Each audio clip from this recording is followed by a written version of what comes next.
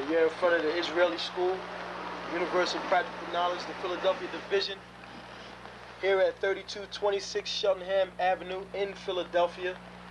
We're standing in front of the school right now, getting a description of the 12 tribe sign that's been painted by one of the brothers that was in the school: Judah, Benjamin, Levi, Simeon, Zebulun, Ephraim, Manasseh, Gad, Reuben, Naphtali, Asher, Issachar.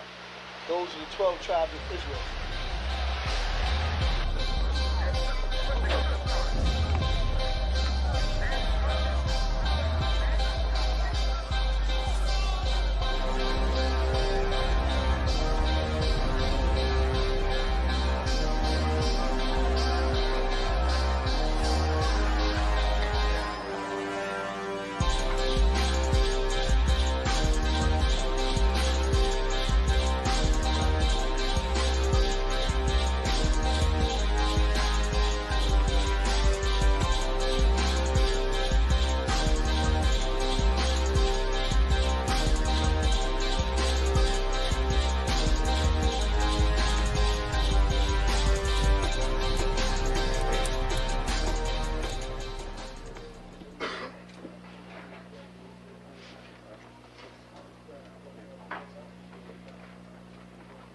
Shalom.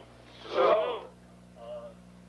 You've been waiting for this day, so this day has finally come. A lot of you have been wondering where this knowledge that you've been hearing is coming from, and the powerful truth that you've been hearing, how this was established. Well, we finally were able to arrange for the priests to come down from New York and spend some time with us. And I'd like to introduce them if I can. These are some great brothers. We're very glad to have them with us. We want to make them feel as warm as possible, because this is their work and the extension of their work and what they've laid down some time ago. I'd like to introduce, first of all, priest and Sixth Shield General, 4th in command in the nation of Israel, Lahab. I'd like to salute this brother. Majah. Barak.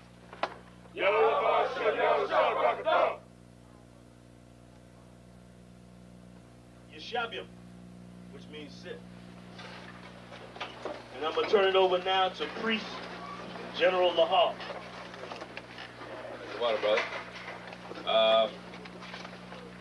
I'd like to say this, starting off, we're very impressed at your school here, and we're very impressed to see that the brothers and sisters in Philadelphia think enough of the Most High and the Bible and the truth and your nationality to be a part of this, because most of the brothers and sisters are running from the truth.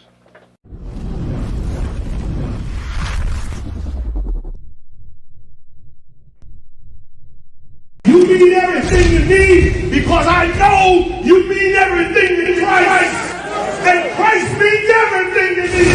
I called on the Lord. I said, "Man, Father, this is real. Will you watch over me? Will you raise them up to be strong? I'm just a man with flesh. This is what you called for in your scriptures. You said they wore studs and fringes, they got it on. You said they will follow the law, they doing it. You said under your house shine, they ought to love one another, and they doing it."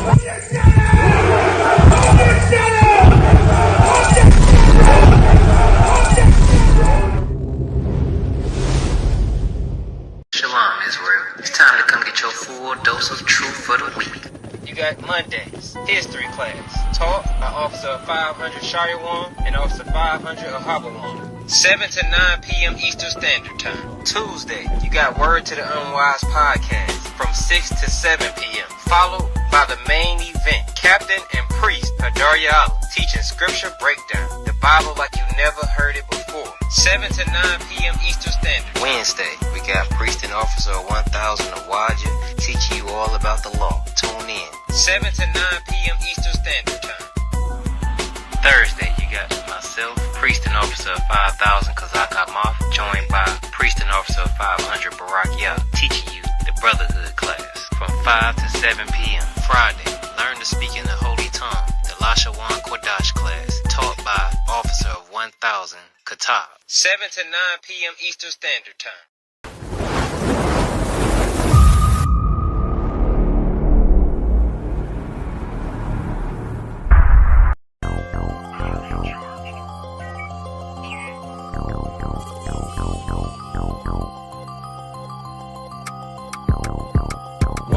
One West, that's who we are, nigga. One West, so who is y'all, nigga? One West, we want it all, nigga. That's who we are, nigga. So who is y'all, nigga? One West, that's who we are, nigga. One West, so who is y'all, niggas? One West, we want it all, nigga. That's who we are, nigga. So who is y'all, niggas?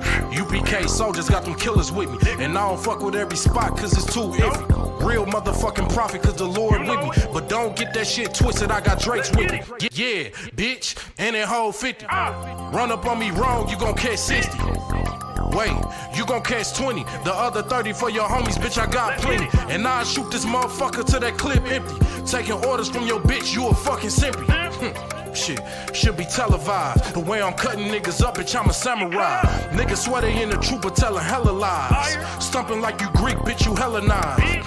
The revolution gon' be televised, and what I see in my vision gon' leave you petrified. One West, that's who we are, nigga. One West, so who is y'all, nigga? One West, we want it all, nigga. That's who we are, nigga. So who is y'all, nigga? One West, that's who we are, nigga. One West, so who is y'all, niggas? One West, we want it all, nigga. That's who we are, nigga. So who is y'all, niggas? UPK soldiers lead cowards and all. So fuck a gas stop, I came with 6 pumps in my car. My niggas ready to swing, we like kids at the park. So touch a chair around this bitch and we breaking your jaw. They think we Christian but we not, nothing about us is soft. I don't know what you niggas on, but that shit get you off. We booted up, we came to take zones for real. Black 40 under my garment, I be dressed to kill. Fourth dimension sit and linger, I be fresh for real. Putting scripts on your corners, but these here ain't pills. We rock covers, you official if you know those drills. Bread and water, you official if you know those meals. Yeah, you niggas soldiers get rolled over. You got police in your pocket, I got a judge in my holster. Oppressors out to get us, so remain sober. Or be chained to them chains till there's nothing that remains of us. A cult leader like Christ, we got the same culture. I bang on them, tell my enemies the reign's over. I up the cig and keep pulling like a chain smoker. The game ain't changed, One West stayed the same on them. One West, that's who we are, nigga. One West, so who is y'all, nigga? One West, we want it all, nigga. That's who we are, nigga. So who is y'all, nigga? One West, that's who we are, nigga. One West, so who is y'all, niggas? One West, we want it all, nigga. That's who we are, nigga. So who is y'all, niggas? Niggas talking prophets, yeah, we got plenty. We the reason why it's Israelites around the city. Karkazak tells a rock, bring Shamar out. We about to slide on them, see what niggas talking about. Young dog think he wise cause he a Kim in here. That shit lame, they didn't survive, nigga, Kim is dead.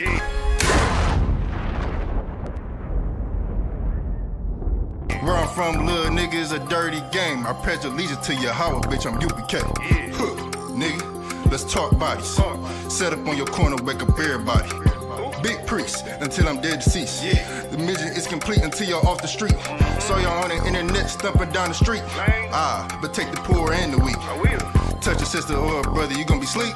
But take the poor and the weak. One West, that's who we are, nigga. One West, so who is y'all, nigga? One West, we want it all, nigga. That's who we are, nigga. So who is y'all, nigga? One West, that's who we are, nigga. One West, so who is y'all, niggas? One West, we want it all, nigga. That's who we are, nigga. So who is y'all, niggas? Fucking with the brothers, then I'm giving out major pain. Clip full of ball heads, I'm shooting out Damon Wayans. Driven ambition, I ain't never changing lanes. Wise as an old man, but I ain't slanging cane. This ain't a game, this shit way deeper than rap. You speaking the cap, but the shit y'all speaking is cap. I'm 5,000, but I still keep it a stack. I'm in the truth, not cause back then I was seeking the fact. Crying loud for the niggas that's deep in the back. And the Lord with me, ain't no reason for keeping the strap. We peep the attacks, niggas say we ain't speaking the facts. Stealing breakdowns every time we teaching in class. Niggas snitching, y'all out here squeaking with rats. We be on the street corners teaching that Jesus is black. We on 125th Street, Harlem, nigga, you see where we at? One West, that's who we are, nigga. One West, so who is y'all, nigga? One West, we want it all, nigga. That's who we are, nigga. So who is y'all, nigga? One West, that's who we are, nigga. One West, so who is... Hey, listen, brothers and sisters, man. If you like what you hear, hit the subscribe button, man. Subscribe to this channel. And also, please, Go to isupk.com and pay your tithe. Drop me some cash so we can move around this planet like we need to, man, and do the things we need to do. They're one West. They're one West. They're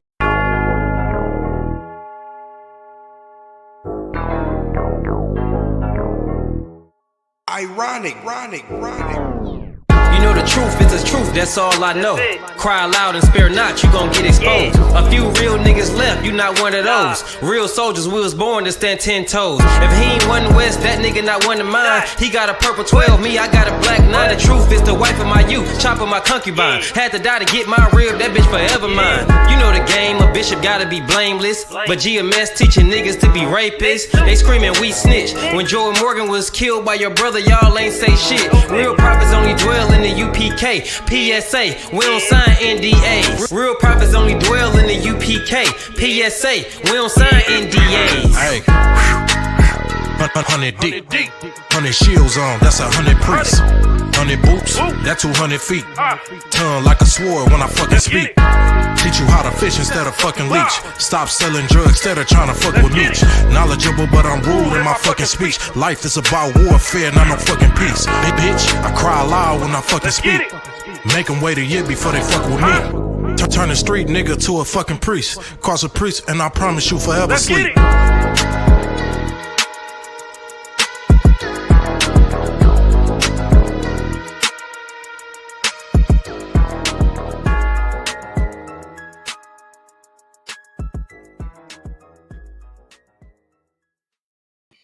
Shalom, shalom, shalom, Israel.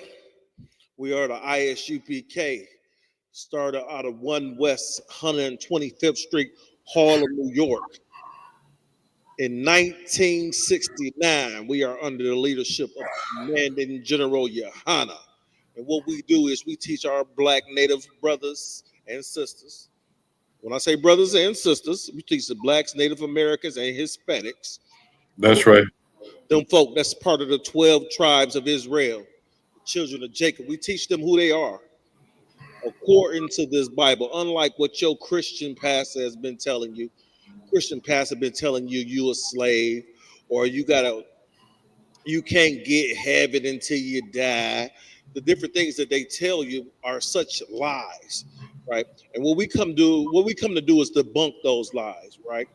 And when I say those lies, I mean things like you worship this white Jesus or white Yahweh Shai, right? We show you right here in the ISUPK. This is where you're located. You was right. It's white Jesus. So Yahweh Shai ain't white at all. Kind of one kind, sir. They teach you this white Jesus is your Lord and Savior. Black folk, when has a white man ever did anything to save you? Right? Anytime a white man has done something for you, it's to benefit him. It ain't to benefit you, right? And we come to prove that and show those things to you. Before I get to running, let me stop and introduce my Adawan. Sir, you got something you want to do? Shalom, Yahweh Ba'Shem, Yahweh Shai, Barak Atha, Yahweh Shemalatam Ba'Shem, Yahweh Shai. Again, the brother said, we are the ISUPK, the Israelite School of Universal Practical Knowledge, started out of 1 West 125th Street, Harlem, New York, way back in 1969. And since that time, and all the way we continue up till today, what we do is we teach the truth of the Bible. Understand? We teach the truth. We're the only home of the truth. The Israelite School of Universal Practical Knowledge. We teach the only truth. You understand? Of the Bible. Everybody else that teaching you the Bible outside of the UPK are liars, deceivers. Salakia, if I may. Baba, if you would allow me to not to interject, but to ask a question. You said they are what, sir? Liars. Liers. I think that's how you spell it, or Liars. They liars. Layers. It don't matter. They liars. You know what they're talking about. They're not telling you the truth. They never have told you the truth, and they're never going to tell you the truth. Damn right. The only time you're going to know they telling the truth is when that hell is raining down on them, that our king is going to order, and the hail is going to come raining down on them. You understand? Go ahead. So, if I may, sir, this class here is look here, y'all. We are here at 12355 Gratiot Avenue. That's right. Right. That's where we at right now. All right. Today's class is going to be history, like it usually is every Monday night. Right. It's history. It's history. But today's class is going to be a little bit personal to these the so-called Detroiters, sir. Right. Right now, the name of this class is Walking on the Bones of Our Loved Ones. Mm-hmm. Right. Every time you go downtown, black man. Every time and when I say black man, I mean black Native Americans, man. I mean all 12 tribes. All 12. I call Puerto Ricans black. I call Puerto Ricans niggas. I'm just like, I'm talking about the same niggas, the same people. I'm talking about. I just want to clarify, sir, because just the other day, I fish a lot. Huh. And when I go out fishing, yes, I love to fish. When I go out fishing, I catch all type of shit. I catch everything from fish to, I caught a boot the other day, a plastic bag, and I didn't post it. But usually when I catch stuff, I post it, right? So I had some folk calling me up like, I see you posting this turtle, the turtle unlawful. I'm not eating a goddamn turtle. I just caught the turtle. I threw the turtle back in the water. I got a call like, man, what you do with that turtle? I threw it in the water. But since this stupid turtle got on my hook, I caught a catfish the other day, sir. Uh-huh. One of the catfish, it was a big catfish, I posted it. Then I caught a catfish bigger than that. I just didn't post it. Right? Look, if it ain't lawful to the law, statutes, and commandments, if it ain't lawful according to the book of Leviticus, I'm not eating that shit just because I catch it. Make it plain. I'm not eating it just because I pull it out the water. Look, I could pull a goddamn mermaid out the water. I'm not about to eat this shit. I'm not about to eat. They got to have fins and scales. That's the law. That's the law. So if I pull it out the water, it got to have fins and scales. Guess what? Them big bass y'all see me catching, I eat them. We eat them. Slocky, sir. We eat them. Them walleyes, them pike. We eat them. We eat them. Now, LeBron, he don't like silver bass. I eat them. LeBron will throw a silver bass back, and while you're throwing it back, I'm catching it. Like, oh no, it's lawful. I'm gonna eat this. That's heavy. That's heavy.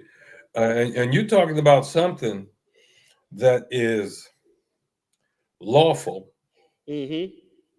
And that in Detroit, I don't know if you've been to the grocery store lately, but in Detroit, black folks definitely need some of that you and Officer LeBon have been catching. Because our people, for the most part, steal.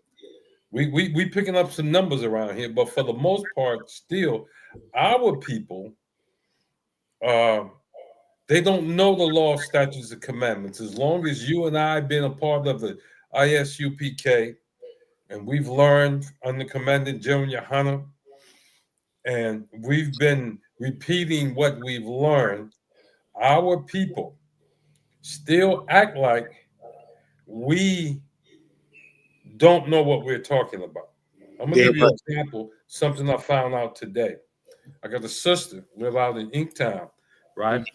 And Salaki, if I may, sir. She live where? Inktown. That's Inkster. Okay. I was just making sure I had my lingo together. Okay. But we was talking about Social Security. Mm-hmm. We were simply talking about Social Security. And she recently, according to Esau laws, this year, I think it was earlier this year, her and her husband went and got married. Now, why did I say her and her husband went and got married? Well, they've been you understand that sex is marriage. I understand that sex is marriage. Yeah, that's what confused me. Like you said, they went and got married. I heard her husband got married. Yeah, but they went. Like, they went to the preacher or the I don't know where they went. I didn't go to the wedding, but they went and had the wedding thing, signed the wedding license, the marriage license, and all of that, and of her benefits. And she's older than me now. She's older than me, and I'm retired. I draw Social Security, but it turns out that of the benefits that she's earned, she worked her whole life for to get. Of her benefits, they took around $500 out of her benefits simply because they went down and got a marriage license and signed a piece of paper. Wow! But we've been teaching if you sex is marriage. That's what we've been teaching. Sex is in the Bible, and so I just let her know. I say, sis, I said, how long I've been telling you that you're already married? Damn right. You and your husband been married since way back then. Since Heck was a puppy, remember that? That's right. Since Shep was a pup. Shep was a puppy. You see? So and she said, okay, I want to hear my husband's already over here. He fussing at me about it and everything. So the thing is that not only do they lie to you, they'll show you a set of rules according to them that can cost you $500 just because you agreed to do things their way. Is that $500 a month? Come. Look, come. I'm gonna tell you something. About $6,000 a year, ain't it? Yeah. That's bands on top of bands. That's what the YN say. I like them little brothers. The little brothers always give me some new lingo. Yes.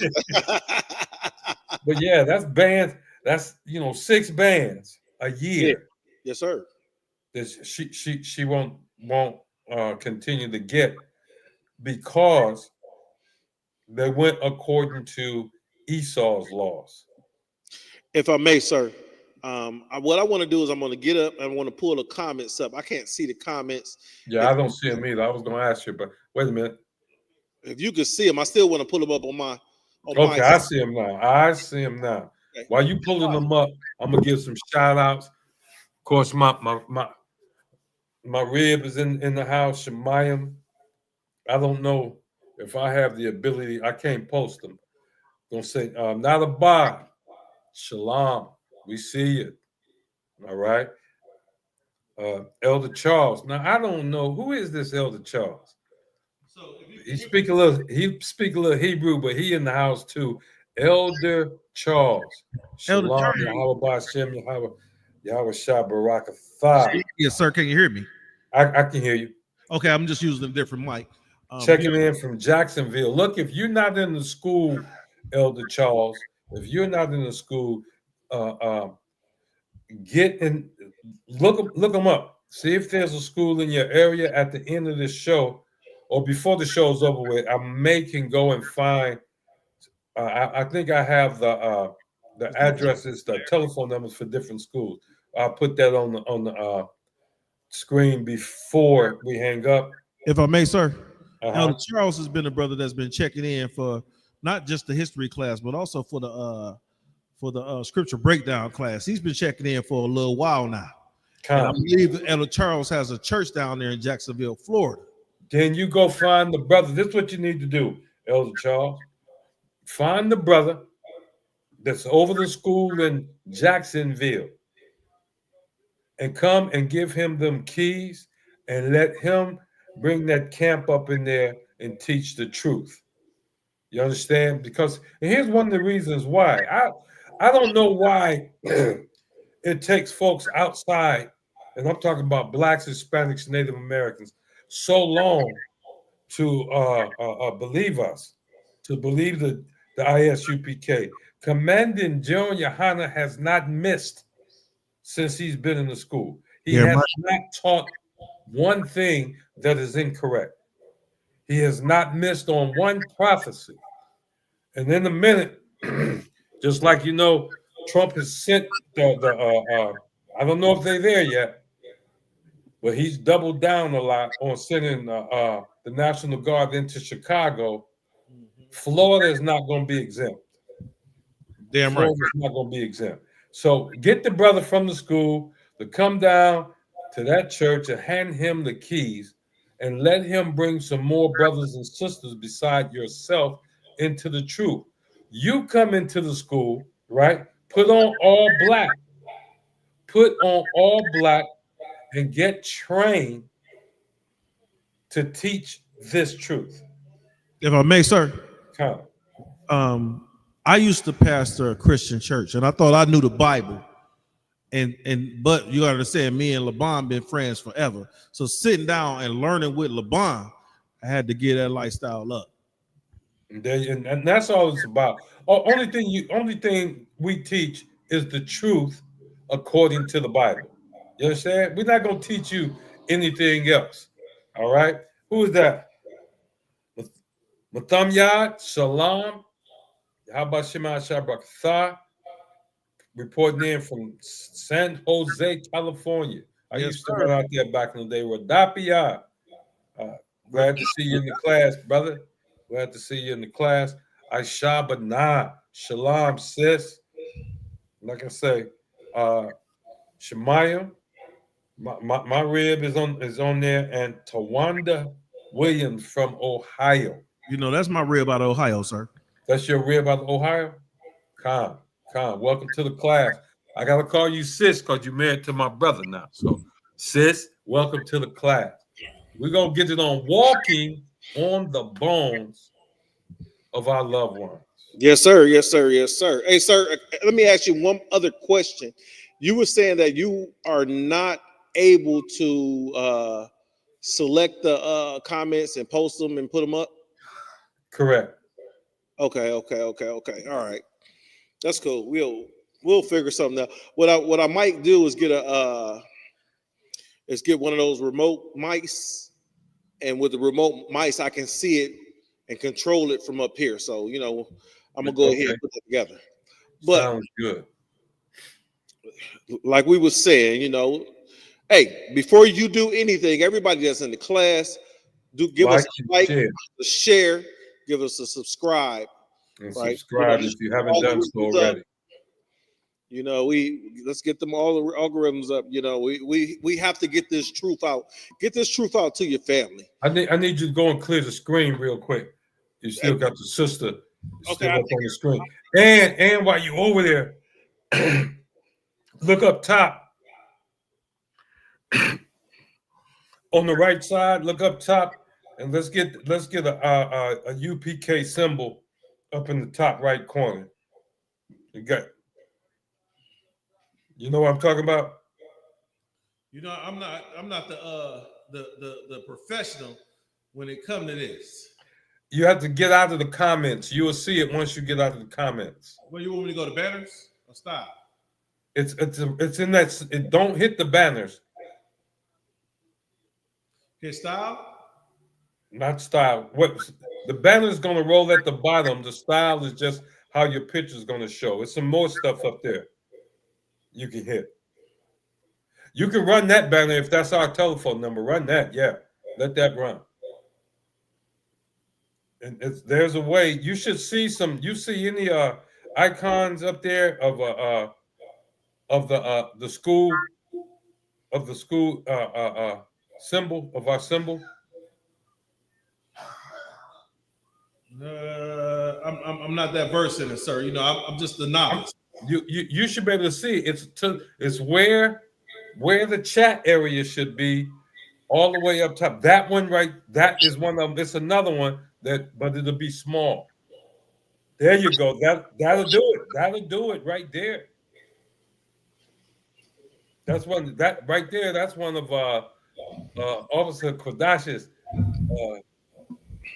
put togethers right there. That's one of his. But that's what we want. We always want to We always want to see that banner that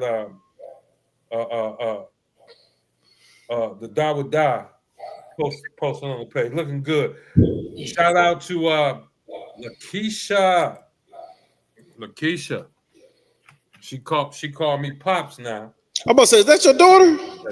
She called me Pops now. Lakeisha. Welcome to the class. Yep. Is she new to the class, sir? No, she's not new. She be following. Okay, I apologize. Get your husband on the phone, Keisha, and tell him to tune in. I know he believes he has a different religion, but as so-called blacks, so-called Hispanics, so-called Native Americans, let me dispel this lie you've been told. Mm-hmm. All religions are false. Out of one kind. What we do here, what we teach here, this is not religion. All religions are false. Damn right. Christianity, false religion. Islam, false religion. Buddhism, false religion. Whoever else, if it's a religion, it's false. You understand? If it's a religion, it's false. So have your husband tune in. If you got any questions, put them in the chat. We'll answer them, or we'll pass them on to Captain Hadar, and he will not mind answering them on Tuesday. Damn right. He will not mind. You can ask any question you want to. All right? Yes, sir. Yes, sir. So, if I may, sir. Run it. If I may. Like I said, today's class is going to be a little personal to the city of Detroit, right? Mm. So I got a call from a man above me, and he said, when are you gonna do a class? I said, Monday. He said, I gotta complete my question. I said, I understand. He said, when are you gonna do a class about the monuments in the city and the street names around the city of Detroit? So, sir, when I was asked that question by you, I said, well, sir, I gotta look up something that's very personal to myself, right? We went back to your high school, didn't we? Had to go back to my high school. Look, tell them where you come out of. You know, it's ironic because I've never looked this up. This is crazy. I've never looked this up, right? It just never came across my mind to look into it, you know. As you know, some of you may know, I went to Detroit public schools my entire life, right? The only time that I didn't go to, look at this, sir. The only time that I didn't go to Detroit public school, I went to St. Cecilia and I went to St. Leo's. Oh, you went to two heathenistic Catholic schools. So you know, I had to stay away from the priests and them little choir boys and shit like that. You know, I had to put hands on. You know, I tried out. You know, for the basketball team and stuff like that. For the football team, you know, I ended up playing volleyball and things of that nature. Don't tell people that, brother. Don't tell. You play volleyball. Don't tell people. Volleyball was great for me because I played volleyball because the young ladies would train with the brothers. Yeah, they did. They did. Remember not that I played. Not that I played. Go ahead. But so what we want to speak about, like I went to a school in the city of Detroit that's well known. And not only that, talk about the reputation of the school before you even mention the name of it. Let's do it. Well, if we go into the reputation of the school, sir, understand is that if we talk about any sports, the sports side of it. Well, let's talk about the academic side. It's a school, right? Let's talk about the academic side. So at this school, in order to get an A, you had to have a 92% or better, right? In order to get a B, you had to have an 83% or better, right? So in order to get a C, You had to have a 74% of brother. You see the way this is going. The standards are high. The standards are high. Mm-hmm. Now, to play basketball or football, play a sport, you have to keep a 2.5 GPA. Right? So with the raised standards, with the what you call that, with the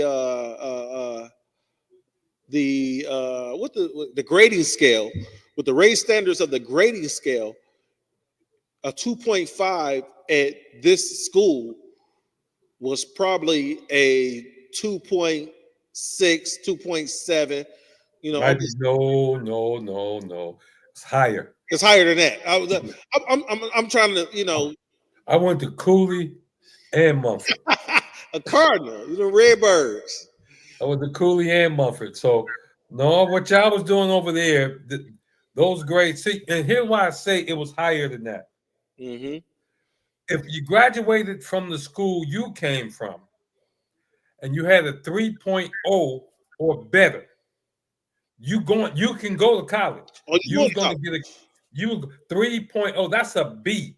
If you had a B average, you could go to any college almost in America. The only people that was going to be seen higher from Michigan, higher on the line or from the Detroit area, who was going to have a higher grade out of Detroit public school or be looked at in a better light was somebody who had a better GPA than you did. Damn right. But if y'all both had a 3.0, they was going to choose you because you came from the school that you came from. We're gonna show you how all this linked together.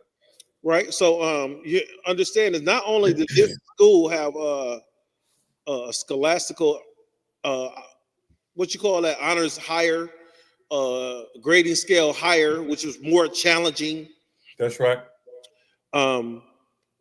We still kicked, you know, that $$ in football, basketball, golf, baseball.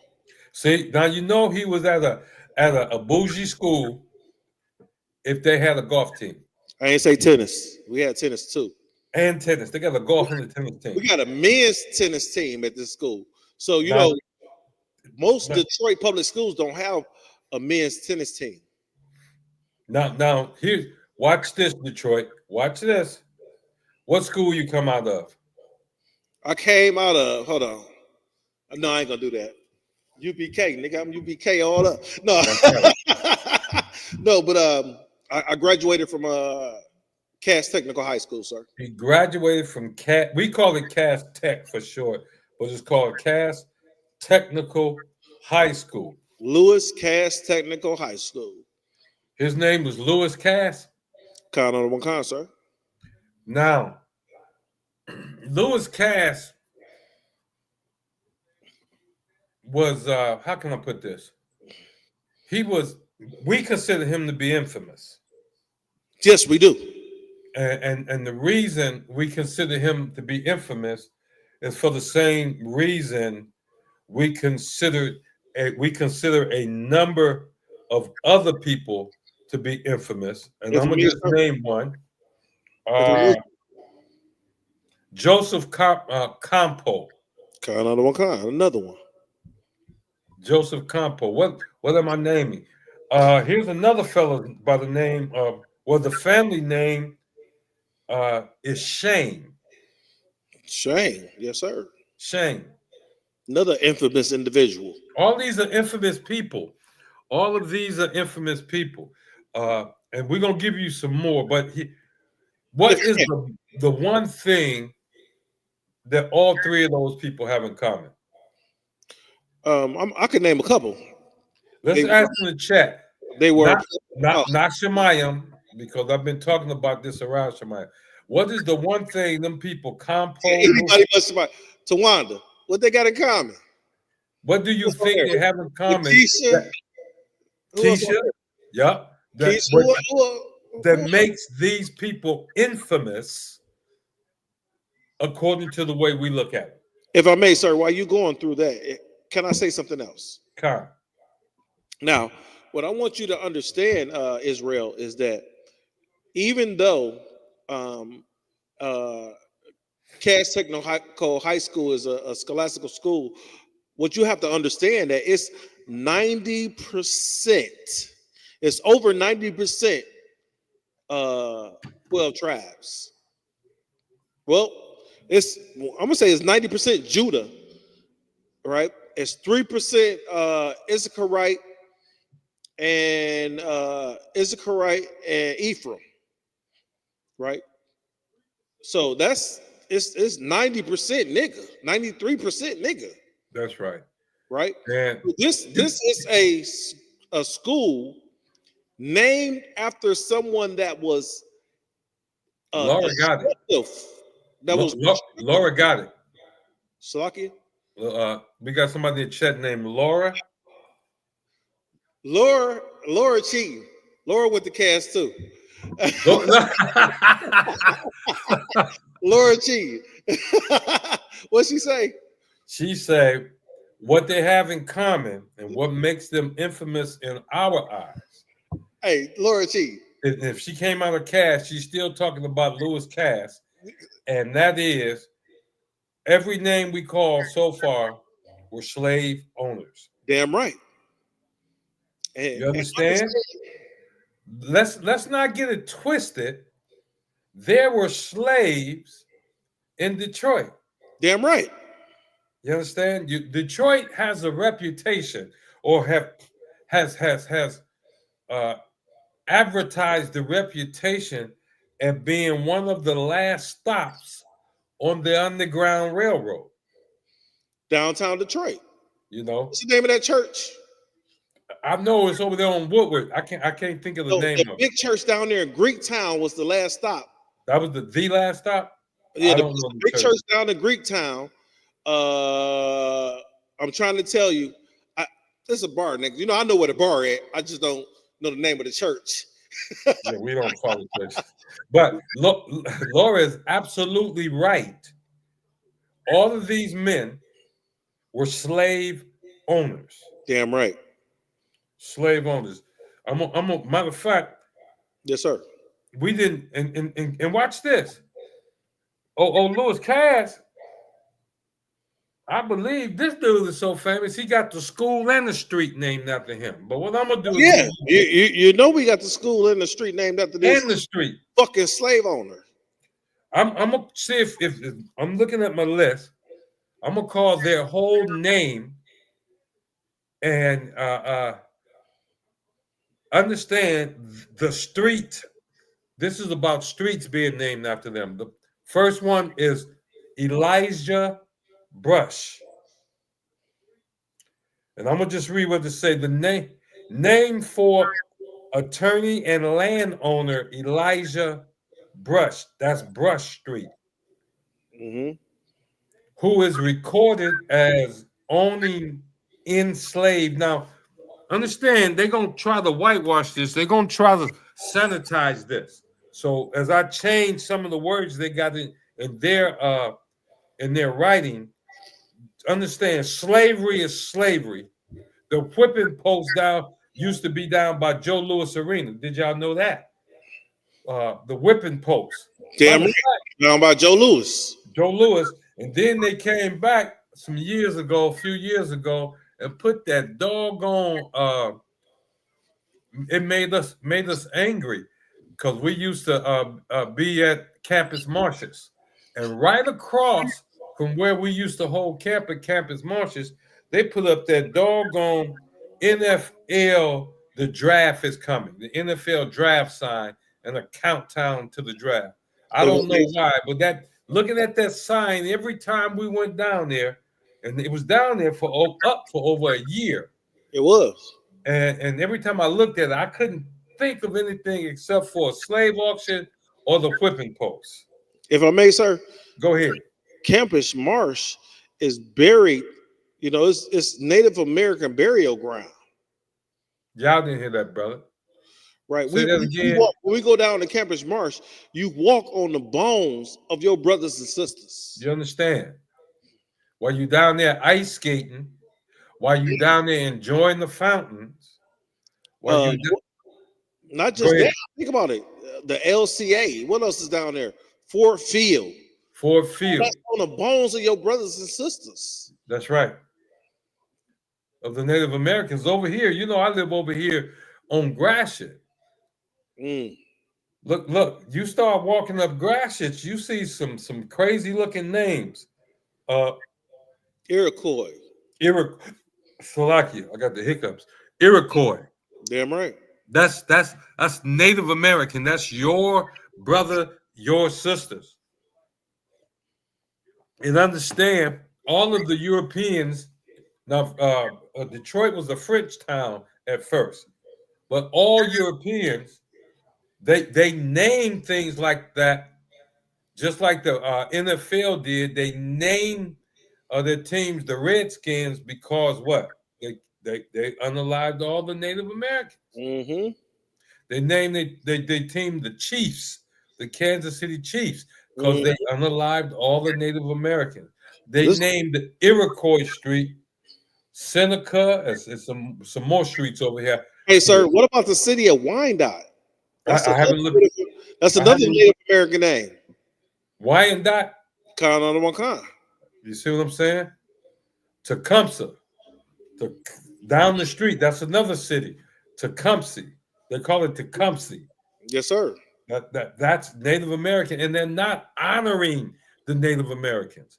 When our oppressor use our names, it's because he has already unalived us. Why do you think Martin Luther King Boulevard is in every so-called black city?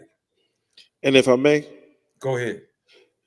It's very, it's heavy that you brought up Martin Luther King, because it's in every black city.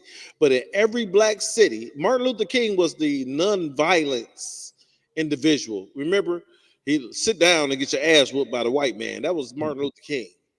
Calm. He told Martin Luther King Street. He turned the people over to the white man. Yeah, but understand this, sir, is that in every city where you have a street named after Dr. Martin Luther King, the good reverend, it's the most violent fucking neighborhood in the area. Mackin Bewick ain't as atrocious as Martin Luther King and fucking Second. Exactly. You know how much dope was sold at Martin Luther King in Second? Exactly. Not as much as Mackin Bewick. And this is how our oppressors trick you. StreamYard said it's the Issacharites with the Garcias, Lopez, and Hernandez Spanish big-time slave owners.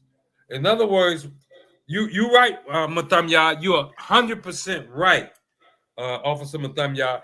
The reason, and that is, our names that we have on our birth certificates are not our names. Damn right.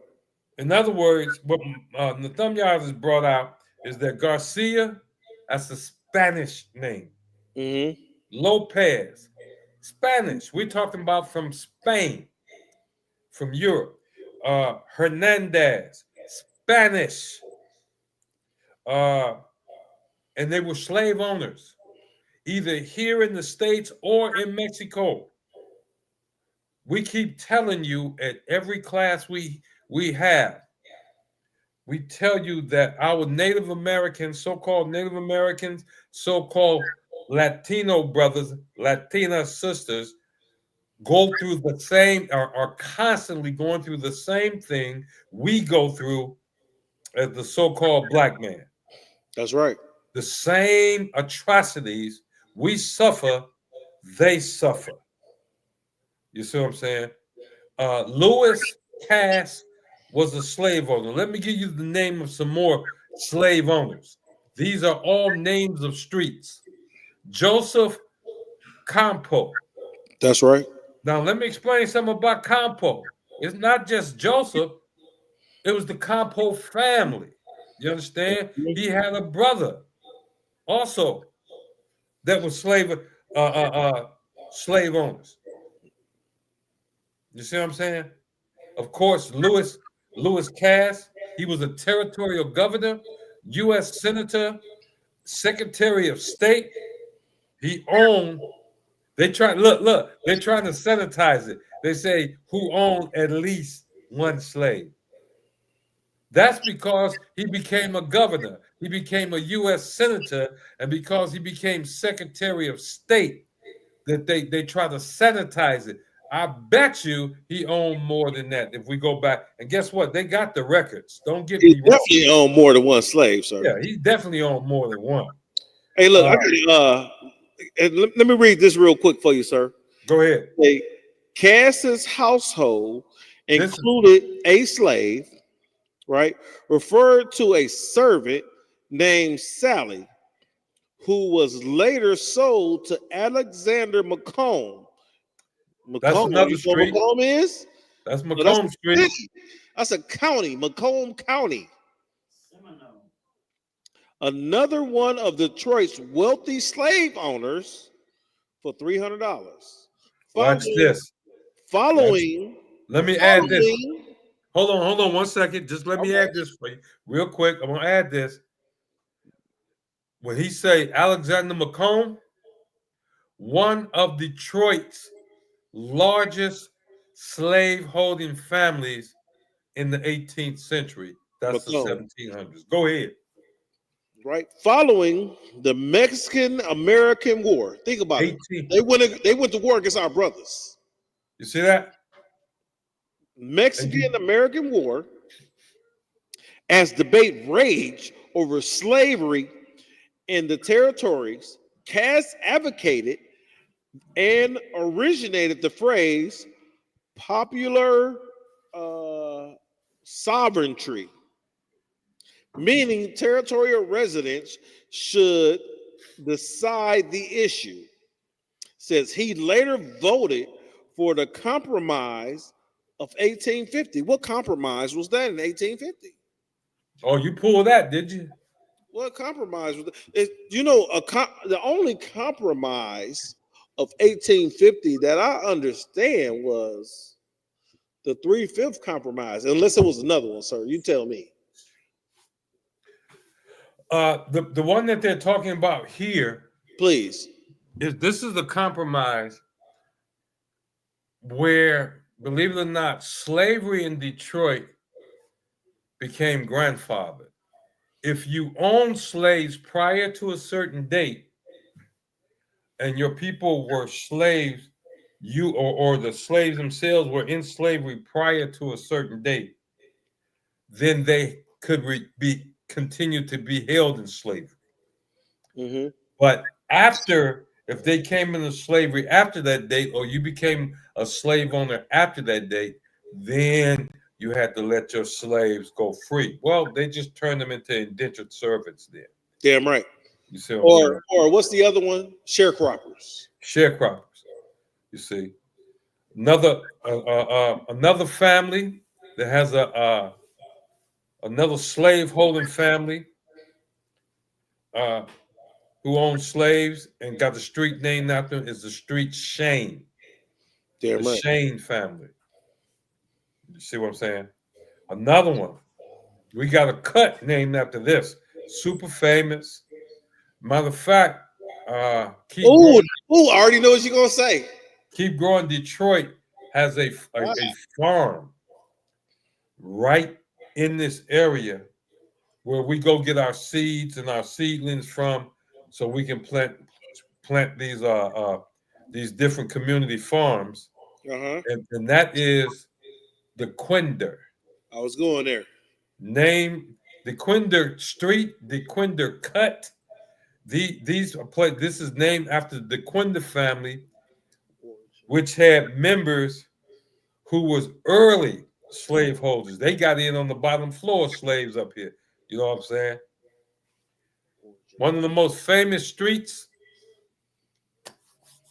in Detroit, named after one of the most famous names. I never thought to think of this one myself.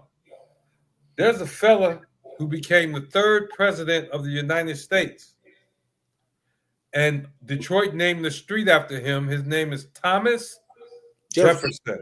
If I may, sir. Khan. You brought up the DeQuinder. I just wanted to read. Go ahead. Feel free. Go ahead. Please. So the origin of DeQuinder is from French, likely a place name or surname. It says, with the name becoming a prominent in Detroit, Michigan, due to Captain Antonio DeQuinder, a war of 1812 hero and local landowners were whose families settled there. The surname DeQuinder itself is believed to have evolved from the old French word DeQuinder, which is of the queen. De is in Spanish, or de or del is of, right?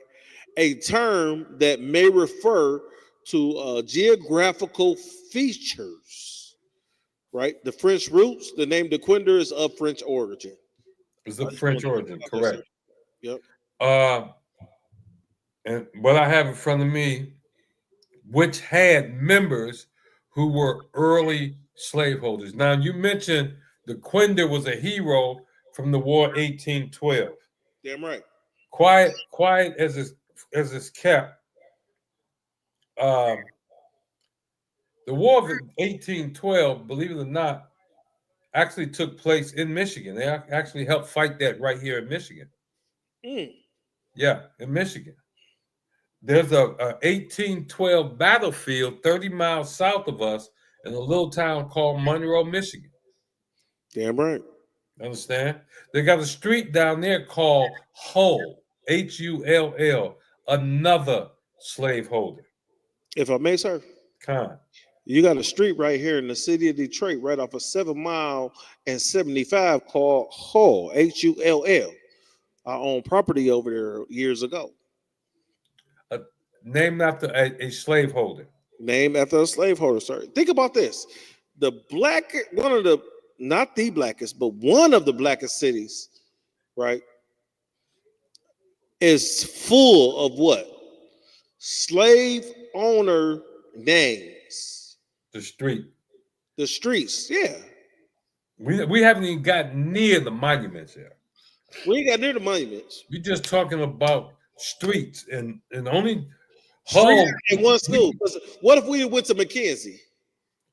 I have to look him up. See if he on. What if we went to Cooley? What if we went to Cooley? I went to Cooley. Oh. I never looked him up. I never looked. I'm like you. When I asked you about, when I told you Cash, you said, I got your text to say, I never looked that up. I never looked it up. How many students at Cass know that Lewis Cass was a slave owner? We can ask Laura. Laura online. Go ahead, ask her. It's lucky if I may, sir. Go ahead. Miss Laura, would you please, I understand you from Cass, you went to Detroit. Could you please put what city you in that you reside in right now? And the second question is, did you know or did you understand that Lewis Cass was a slave owner and trader, a slave trader? While you were a student there? I didn't, and I'm gonna tell you, sir, I didn't know. I graduated a year before Laura, and I didn't know. And this information, I was that guy. Even in high school, I'm bringing it. Hey, did you know? But I probably would have got kicked out, like I get kicked out of other places. Yeah, we've been kicked out of better places. I've been kicked out of better places. Shemayim just hollered at me not too long ago. I got to tell you what she said. Where she at? Out of South Carolina? Where she say she from? Spartanburg, South Carolina. Spartanburg. We are Sparta. That part of Spartanburg, North Carolina. We the researching the people in the world. I bet you. Shemayim put on the street on the thing. Mm-hmm. Pontchartrain, and she mentioned Seminole. This is Pontchartrain. Oh, we.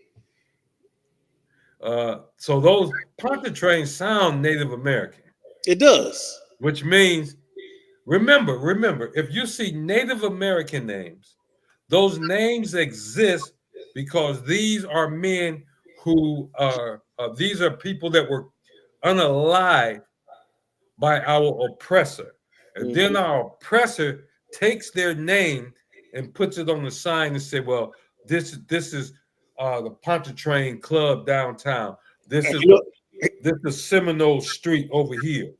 You know what's so heavy about that, sir? Con. The white man says he doesn't steal anything; he conquered.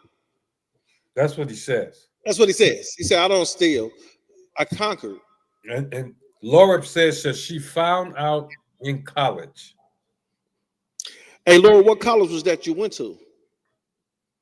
Now, I asked this question because I know, but at the same It had time, to be Howard.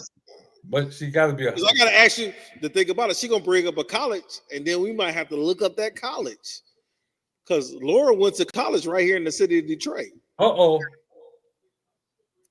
the one that went to college out in Southfield.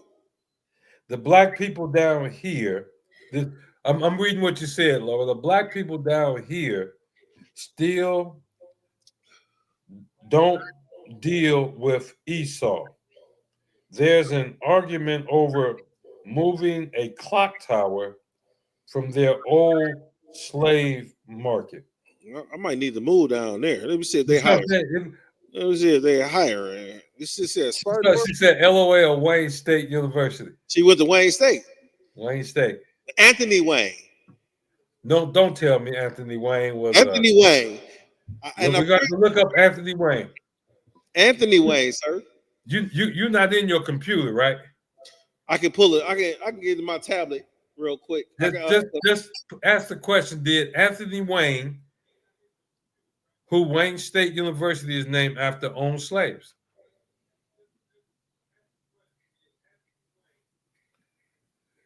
Now, what's significant about this? But while he's looking that up, I'm gonna give you the rest of these names so that there won't be anybody else who say they didn't know or they found out late. You're finding out today. We told you about Thomas Jefferson. That's Jefferson Avenue. Macomb Street. We got a Macomb Street and Macomb County. Now, for those who don't know Detroit, Macomb County is where you don't want to get caught slipping if you Black, Hispanic, or Native American. That is not the place to get caught slipping. If I may, sir. You ready? I got some fun facts about Anthony Wayne. Okay. We're going back to Anthony Wayne before I continue. Go ahead. Anthony Wayne was born. You like that? You like the radio voice, don't you? Anthony Wayne was born on January 1st, 1745. Hold up. Stop. Anthony Wayne, whose Wayne State University is named after, if he was born in 1745, he was born at least 20 years before slavery ended. No, 120 years. You say 1745, right? 1745. 100. Okay, my bad. 120 years before, because slavery ended in 18. Yeah. You got to put the quotations up. You got to do this. You got to do that. That right there. What's that for? The quotations? Yeah. Think about it. That means that you said 120 years before slavery ended, right? Slavery was supposed to end. Slavery was supposed to end in 1865. But niggas was still locked up. That's why we celebrate Juneteenth. So slavery didn't end in 1865. And then, according to the 13th Amendment, if you were to commit a crime not commit a crime, if you were to be convicted of a crime, right, you still could be put in slavery. Bro, that was one of the rules. That's why we say slavery never ended. Kind of one kind. That's why slavery never ended, because slavery today you can still be sentenced to slavery today.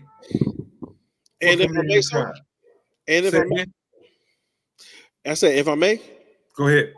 Understand is that you don't have to commit a crime to be convicted and go into slavery. All you have to be is assumed of a crime to be convicted, right?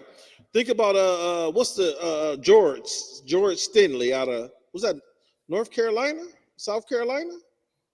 The young 14-year-old brother, he was the first brother to be executed in the electric chair in America. 14 years old.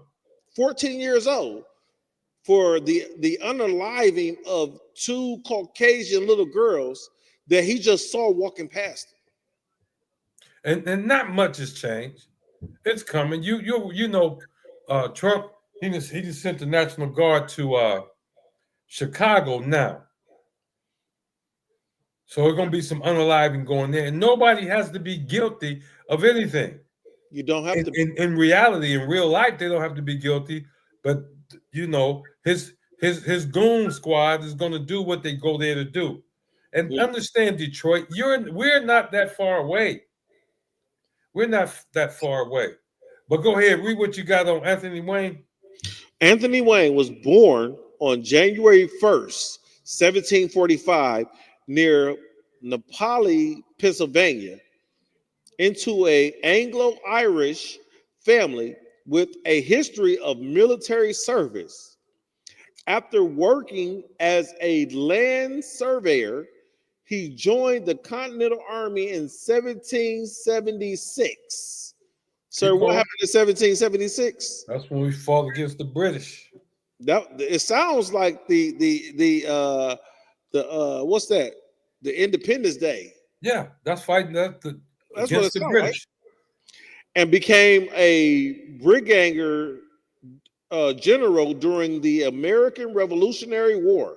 So Anthony Wayne was a general. Yes, sir.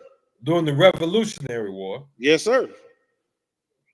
His military career continued after the war, leading to his command in the Northwest Indian War.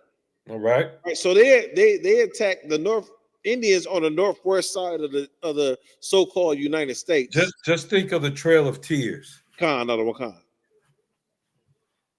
Keep going. I'm trying to find out whether this man owned slaves. Oh, did he own slaves? You know, I could go ahead and look that up. Yeah, did Anthony Wayne, whom Wayne State is named after, did he own slaves? That's the thing that we want to know, because here's the thing. Why they gonna always paint themselves as looking out for poor black folk. We know y'all just slow and all of that. They are starting to learn that there's some intelligent brothers and sisters running around here, and we will uncover the facts. I'm gonna keep it real. If he was running around in the 1700s, it's no way you can tell me this man did not own slaves. If I may, sir. Go ahead. This is heavy. It says Anthony Wayne had previously written and expressed his disgust with the way some slaves had been treated in Continental Army camps. Okay. He was a general, right? Yeah, if I may. In the Continental Army. Yes, sir. That means the slaves was under him. Khan. All right, go ahead. Says he nevertheless purchased several enslaved people. Yeah, he purchased slaves. He purchased slaves. He was upset, right? He was upset the way some slaves were treated. But nevertheless, if I may, Slakia. He was upset the way some slaves were treated, but he still bought slaves. You know why he's upset? You're treating them too goddamn nice. Oh, they was treating them too good. Treating them too good. That's what he still purchased several enslaved people to work on his new plantation. It says, and even hire overseers to direct their labor. Now, you was treating if you have a university named after you, you're a pretty famous person. He should have appeared on this list somewhere. Yes, sir. But you see how they sanitize things?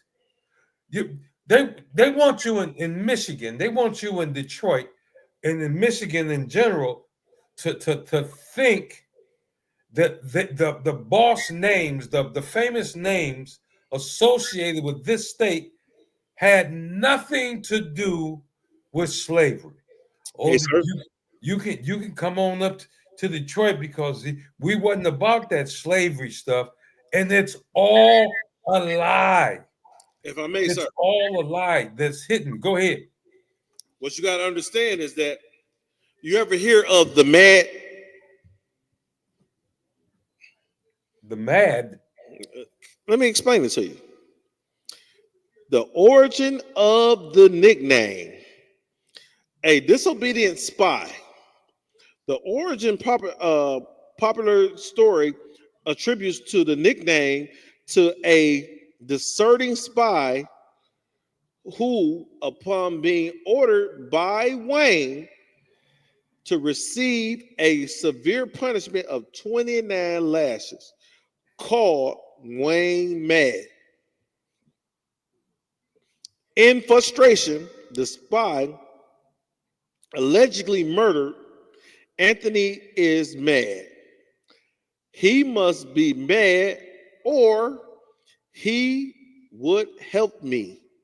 Mad Anthony, that became his name. Anthony, Mad Anthony, the nickname. Mad Anthony Wayne. Mad Anthony Wayne. This is more than what I didn't expect all this to come out. When you asked me to look something up, I had to find it. So Anthony Wayne, Mad Anthony Wayne, Mad Anthony Wayne, State University, and it's a Wayne State now. It's not. Well, yeah, it's on par with the state colleges, Michigan State. He's as famous. Wayne State is as famous as Michigan is, as Michigan State. Not for athletics, but because it's in Detroit. For medicine. And for medicine. That's right. That's right. I remember reading that. That Wayne State got a great reputation for medicine. I got a cousin who went to school in Wayne State and then went out to Saginaw to finish up her doctoral degree, and now she back down here in the city working. You see. Now, why is this important? Let's take a look at just for a make a smaller picture and see how this makes sense. In the 50s, they had a war called the Korean War. It ended in the armistice. In fact, they're still at war, but you got North Korea, you got South Korea. Do you know South Korea will not allow North Korea to build one school or to name one street? Damn right. After anybody from North Korea. Can you imagine South Koreans going to Kim Il-jung? I guess that's the one. Yeah, Kim Il-jung University in South Korea. It's not going to happen. It's not going to happen. But we've taken our children, even as babies, and we sent them into school named after slave owners, and we expected that they were going to be treated fairly and given an adequate education. Damn right. We really expected that. You see what I'm saying? And guess what? Our oppressor has never dealt with us fairly. Has not.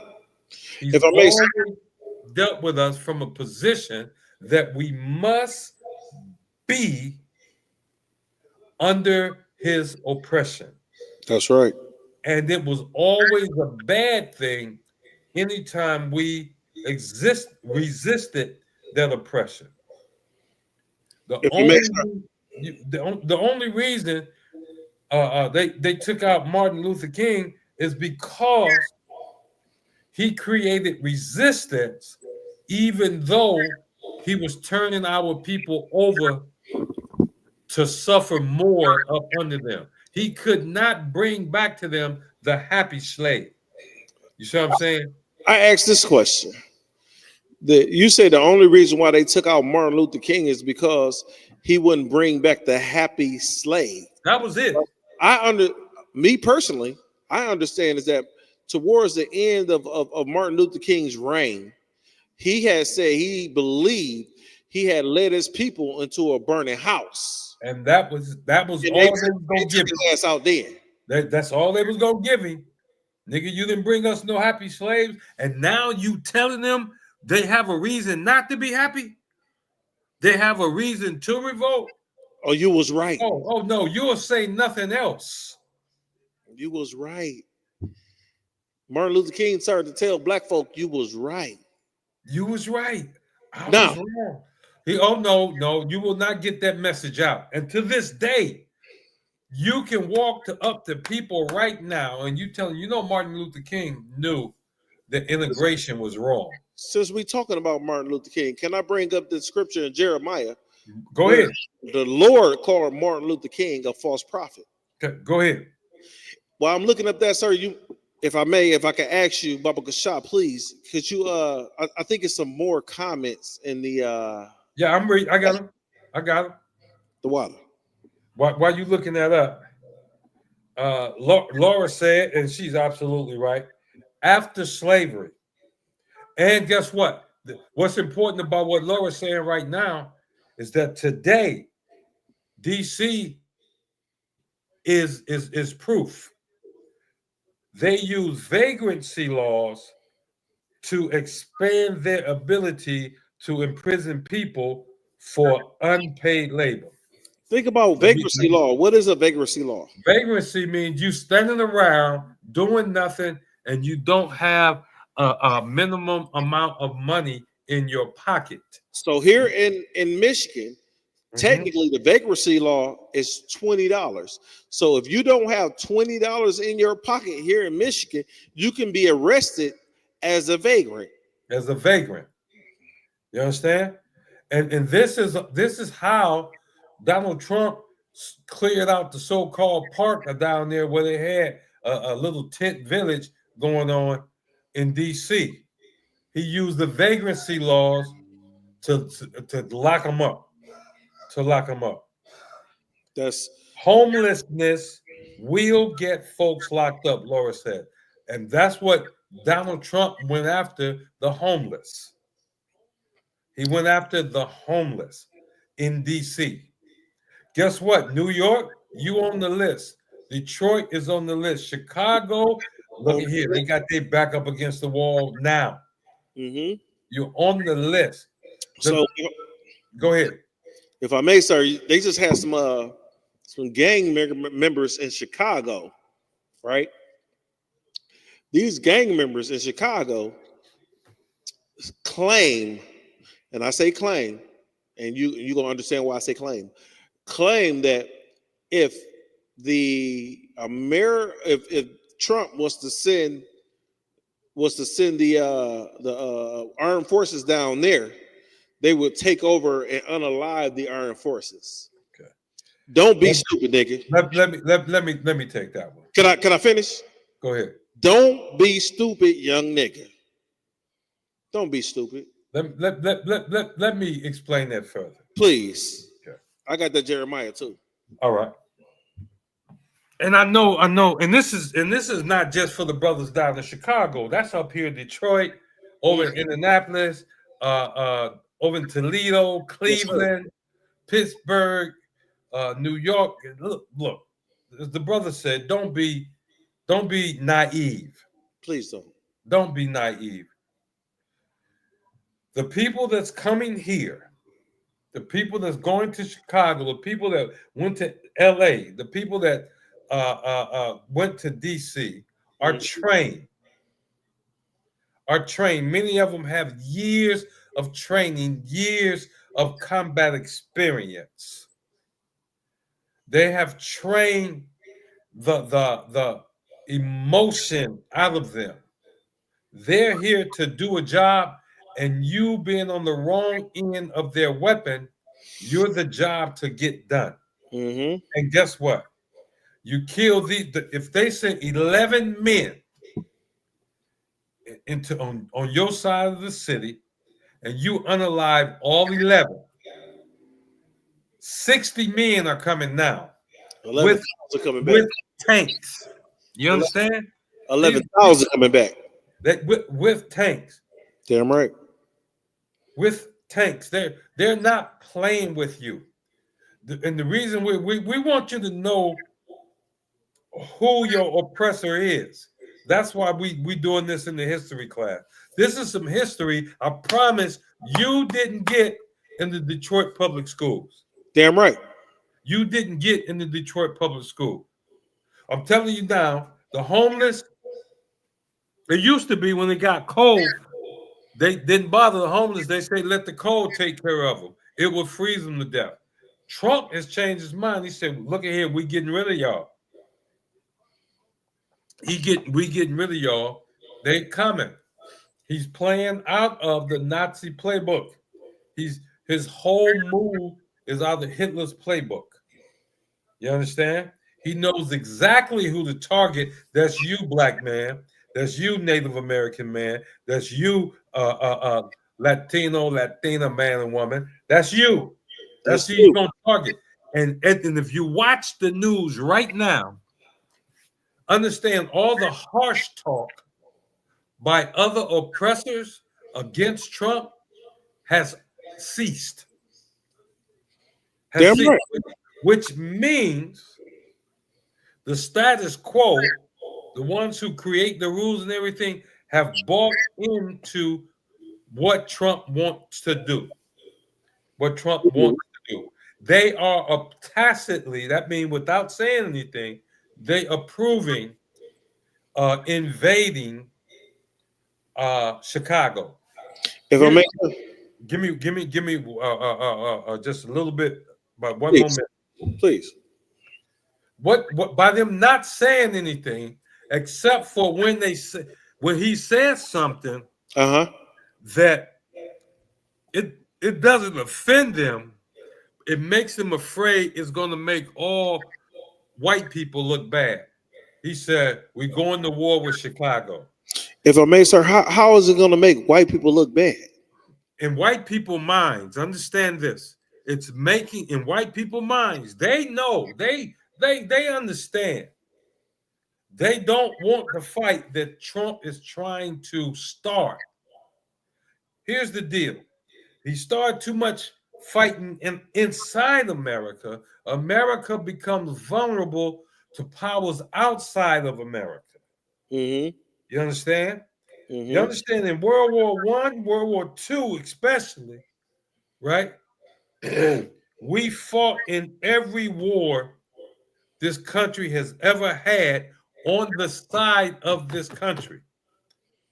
Many would say there's wars that they may have lost if we were not in it. The so-called Native American would tell you, we ain't seen nothing fight like a Buffalo Soldier fight. Buffalo Soldier. Talking about the blacks. Damn right. And wow, and I'm gonna show you the difference between Israel and the oppressor. Come on.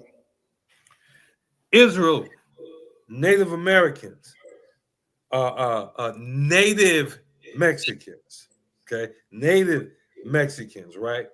Had respect, much respect for the Buffalo Soldier. Damn right. They had much respect and love for the so-called black man. Mm-hmm. Even in the black man, you know what we didn't do?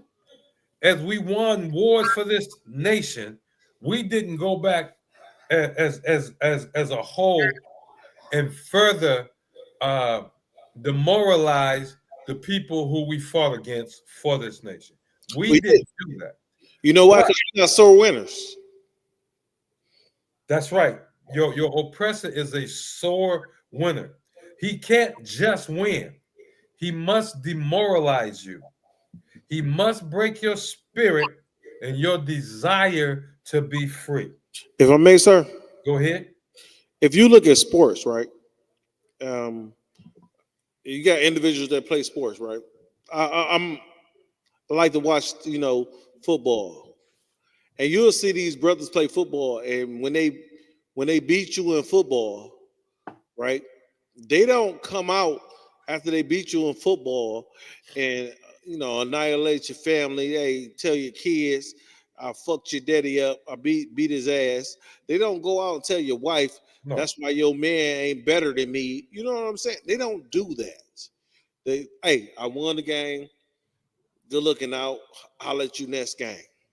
That's what we do. That's the difference. We do. Now we're a clown. We're getting the end zone and clown. Even the oppressor will not allow us to clown too much. What do? They're gonna throw the flag for unsportsmanlike conduct. That's because he don't know how to be. He don't know how to win. Well, no, because what he want to do is after he get a touchdown, he want to go down to the other end of the field and shoot you. You see what I'm saying? Hey, he want to go to your, like if he in your field, he want to go down to your star in the middle of the field and take a dump. Right. On the middle of your field. That's real oppressive. He must demoralize you to the point that you give in. Right. Look at this, if I may. The oppressor, right, in order to the Native Americans, in order to stop the Native Americans from advancing, what he did was not only did he destroy the buffalo, which is their food resource, their clothing resource, then he started to pump smallpox, which was a nasty ass disease from their people. Exactly. He started to pump smallpox blankets into the Native American environment. Look at the real setup. Hold on. You don't go too fast. You say pumping into their environment. But how did he get them there? First of all, like you said, he killed their food and housing source. And also clothing source, because the buffalo was the clothing source. So they became a people with no fence, with no gate. Yes, now they're weak. Now they're on reservations. Now they're being not the Baton Death March, but the Trail of Tears. Yes, sir. He's already won. He's already won. He won when he put him on the Trail of Tears. He won. Right. He had already won the war. He's already won. Damn right. He's already won. But that's not good enough. Why? Because Native Americans wanted, we'll go to this reservation. We just want to take care of ourselves. This was their big crime in his eyes. They wanted to take care of themselves, raise their own children, instruct their own children, educate their own children. And this was the big crime. No, you couldn't do that. And they resisted at first going to these schools, the Wayne states. They resisted. And so what did he do? He come in with alcohol. He discovered through his medicine that these people have a very low tolerance for the alcohol we make. Damn right. And then to get drunk, he do something stupid. Now he has a reason to go and unalive a bunch of them. Damn right. Now watch this. He's notorious for this move. I know I had to unalive y'all, but I'm bringing in my what they call missionaries, and they're going to get you straight. They're going to help you out now. They're going to bring you blankets to keep warm and this and that. See, the blankets weren't forced on them.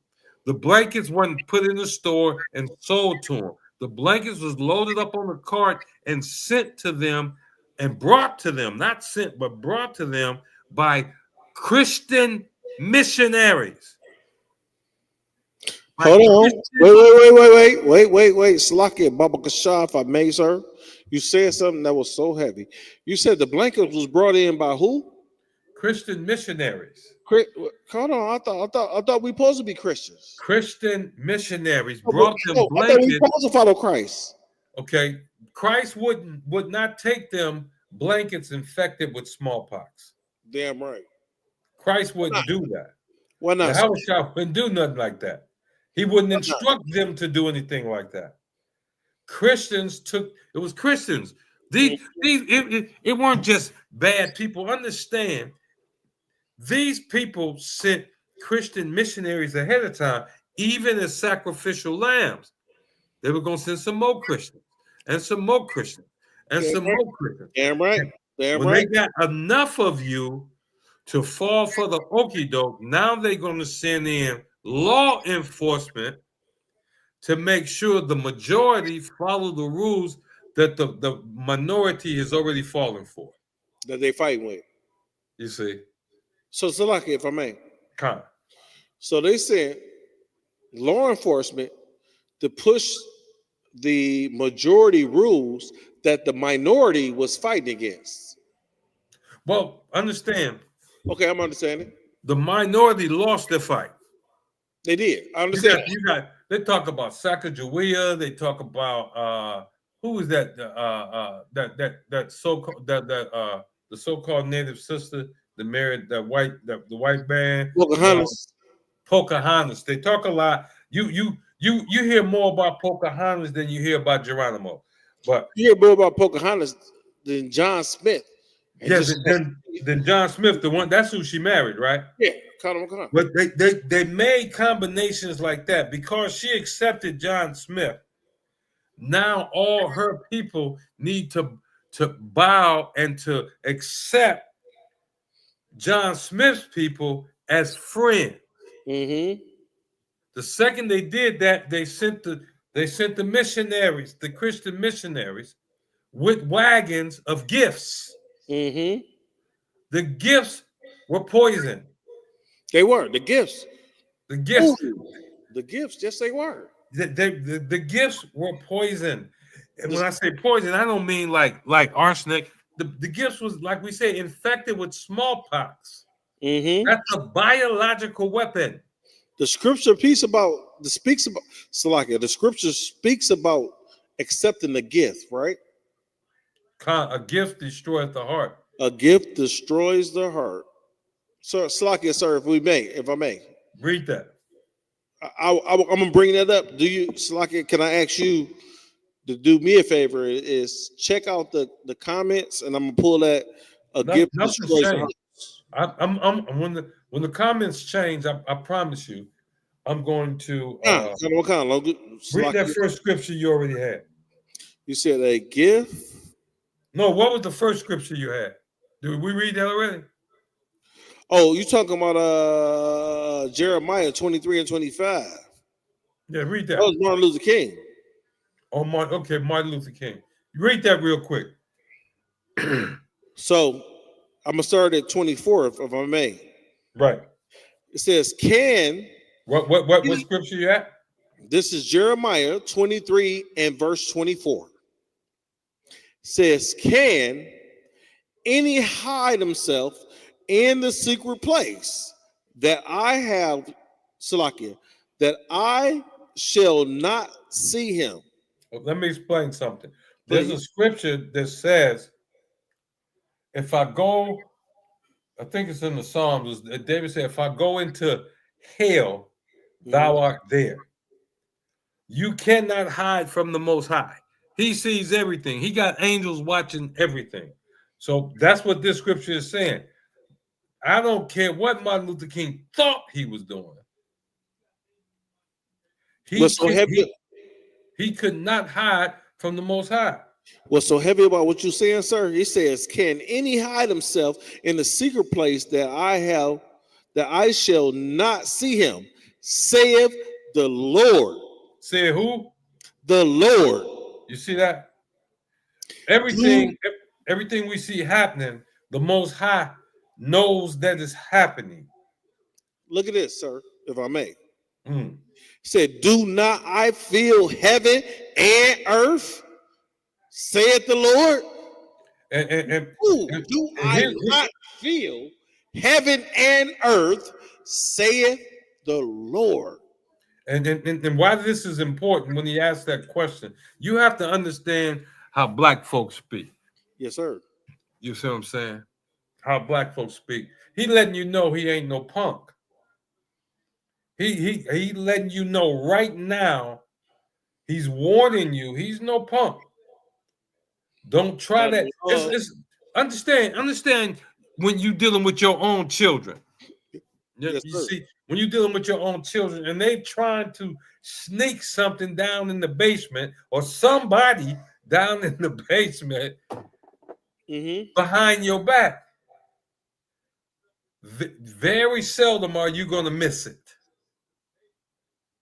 Remember, the Most High we call him our Father. Damn right. Our Father. He's not. Which art in heaven. Which art in heaven. Look. If my daddy didn't miss it, why do I suspect I can sneak it past the Most High?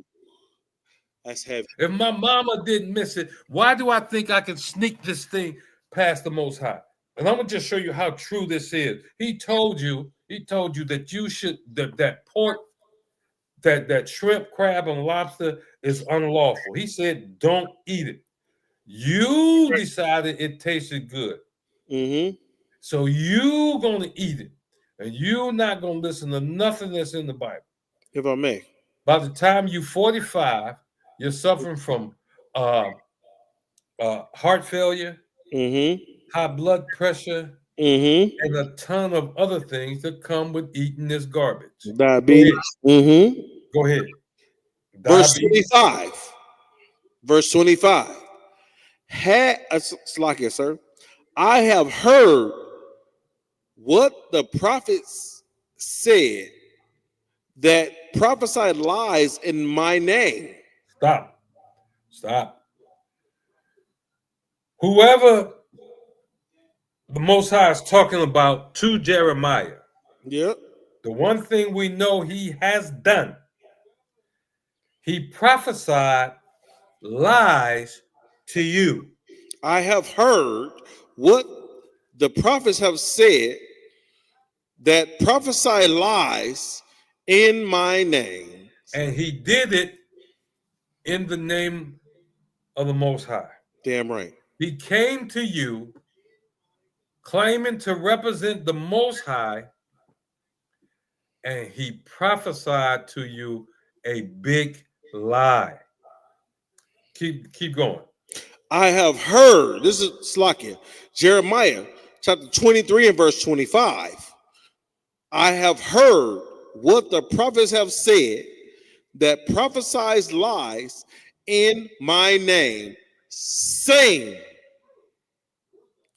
I have dreamed. I have dreamed. Stop. I don't know how far we got to go with that. I don't even think we have to go real far with that, because everybody knows that famous speech by Martin Luther King. You see what I'm saying? I have a dream. That one day, little black boys and black girls will sit down with and I'm paraphrasing, with little white boys and white girls at the table of brotherhood in harmony and peace and all. Martin Luther King lied. Keep reading. He lied. If I may. This is the prophet that lies. If I may, sir. Go ahead. The scripture says, I have heard The prophets who, and I'm paraphrasing, the prophets who are prophesied lies in my name. It said, I have dreamed. I have dreamed. We understand that Martin Luther King said the little white boys and little white girls gonna sit down and we gonna do this and we gonna do that. Right? If Martin Luther King would have read this Bible, if Martin Luther King would have read this Bible, Deuteronomy 28 and 68 would have kicked him in his fucking face. And here's why it didn't. I'm not gonna say that any black preacher, when I say black, I mean black, Hispanic, Native American. I understand. I'm not gonna say that they have not read these scriptures because they went to school. They did. They went to theologian school, sir. They went to school. They went to school called a seminary. Oh, goddamn! If I may, let me get this out, please. If the problem is that they had already the mindset to believe what was taught to them by their oppressor. Damn right. And not read for themselves. Yes, sir. Not study for themselves. Yes, sir. We haven't understand that whip beat the question the master out of us. You don't question the master about shit. Sugar, honey, iced tea. You don't question the master about shit because that whip gonna come back out. You see what I'm saying? Damn right. And that's up north as well as down south. That's on the East Coast as well as the West Coast. The whip is coming out some kind of way. And so even as a young man, they got him good because remember Martin King, I think he went to college when he was 15 or 16. He had a doctorate degree. You know, I'm saying, but see, if Hitler said it best, give me your child before he's 12 years old. No, before he's 7. And by the time he's 12, I'll give you a Nazi. That's what Hitler said. Yeah. So when you look at that, understand. Just take our time.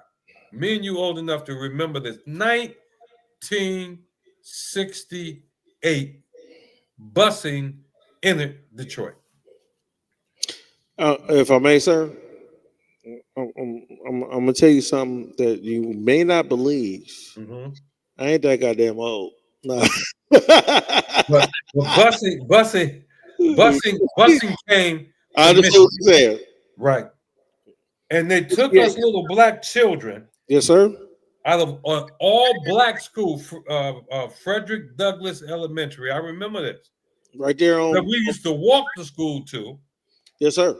And they bust us north of Michigan Avenue to an all-white neighborhood to a school that was last year all white. And for the first time, we are seeing white teachers, other white kids, white people. I mean, and I'm talking about we both live. This is the same city, Little Inkster, right? But south of Michigan Avenue was black. North of Michigan Avenue was white. When they brought busing in, my teacher was no longer. I could no longer walk up the street 6 houses to Miss Baylor's house and ask her a question. You see, because my teacher now, whether she was black or white, was over in this all-white school that we were bused to. That we were bused to because of integration, because of Martin Luther King's dream. You see what I'm saying? Now, you put me in a white system as a 10-year-old child. Watch this. Unless I grew up my whole life in a UPK, I'm as susceptible to the bullshit as everybody else. I gotta ask a question, sir. I'm a 10-year-old child. Go ahead. I gotta ask a question. And before I ask my question, I see we got comments lined up. All this has been read already. I don't want to ask my question, and it's one of the questions in the comments. If if I may, sir, if you can read the comments off. The last comment was homelessness will get folks locked up. That's what Laura wrote. We read that already. Cool. So what you got to understand is that you said something heavy, right? What did you just say? Could you please repeat that one time? I say we got bused. We were so young when we got bused, and we're talking about King because he went into college as a teenager. Now understand, when we got bused in the 60s, right, in the late 60s, we got bused. Our parents didn't go with us. We went from an all-black school to an all-white school. To an all-white school. Some of the black teachers were taken there, right? But the curriculum is designed by our oppressor. Could I ask you? At watch this, at 6, 7, 8, 9, 10, 11, 12 years old, you can teach us anything. We're children. We're going to accept it as being the truth. So this is the question I want to ask you. How old was you when they bust you from the black society to the oppressor society? 10 years old. You 10 years old, right? About 10 years old, yeah. Your brain was still developing. Exactly. Right, with your brain still developing, not only your brain still developing, your culture still developing, you still understanding sexuality, right? Think about this, and the reason why I bring this up, because our oppressor likes to bring up sexuality at 2, 3 years old, as a young kid, like, oh yeah, you get to decide who you want to be at this age. I see where you're going. You see what I'm going? I see where you're going with that. Yeah, so at 10 years old. Yeah, we're bust. So I'm gonna say something, Israel, and this is gonna sound messed up, Israel. At 10 years old, and my Ottawa, my Lord, here, when they did the swimming in the in Esau's school, they made them swim naked. Am I lying, sir? We didn't have swimming. Y'all ain't have swimming? Nah, we had kickball. Y'all had kickball. So we had swimming, right? We had swimming, and my first year swimming, right, was the year after the last year they made the brothers and the sisters swim naked. Think about this. Why in the hell did Esau want to see some kids swim naked? But this is his nature. Damn right. Understand, his churches, and it's not just the Catholic Church. The Catholic Church is the one that got caught and put in the front. It ain't just the Catholic Church. But they've been pedophiles for a long time. And understand, they felt empowered to be pedophiles because of slavery. Why? Because they could do anything to the slave. You see what I'm saying? They could do anything they wanted to a slave. And to this day, he's not willing as a people to give up that power. Make America great again mean put the nigger, the spics, and the Hispanics, the wetbacks and the Hispanics back into slavery. So if I may, sir, when the scripture in Jeremiah 23 and 25, right? And I would just ask you to break this down, please, sir.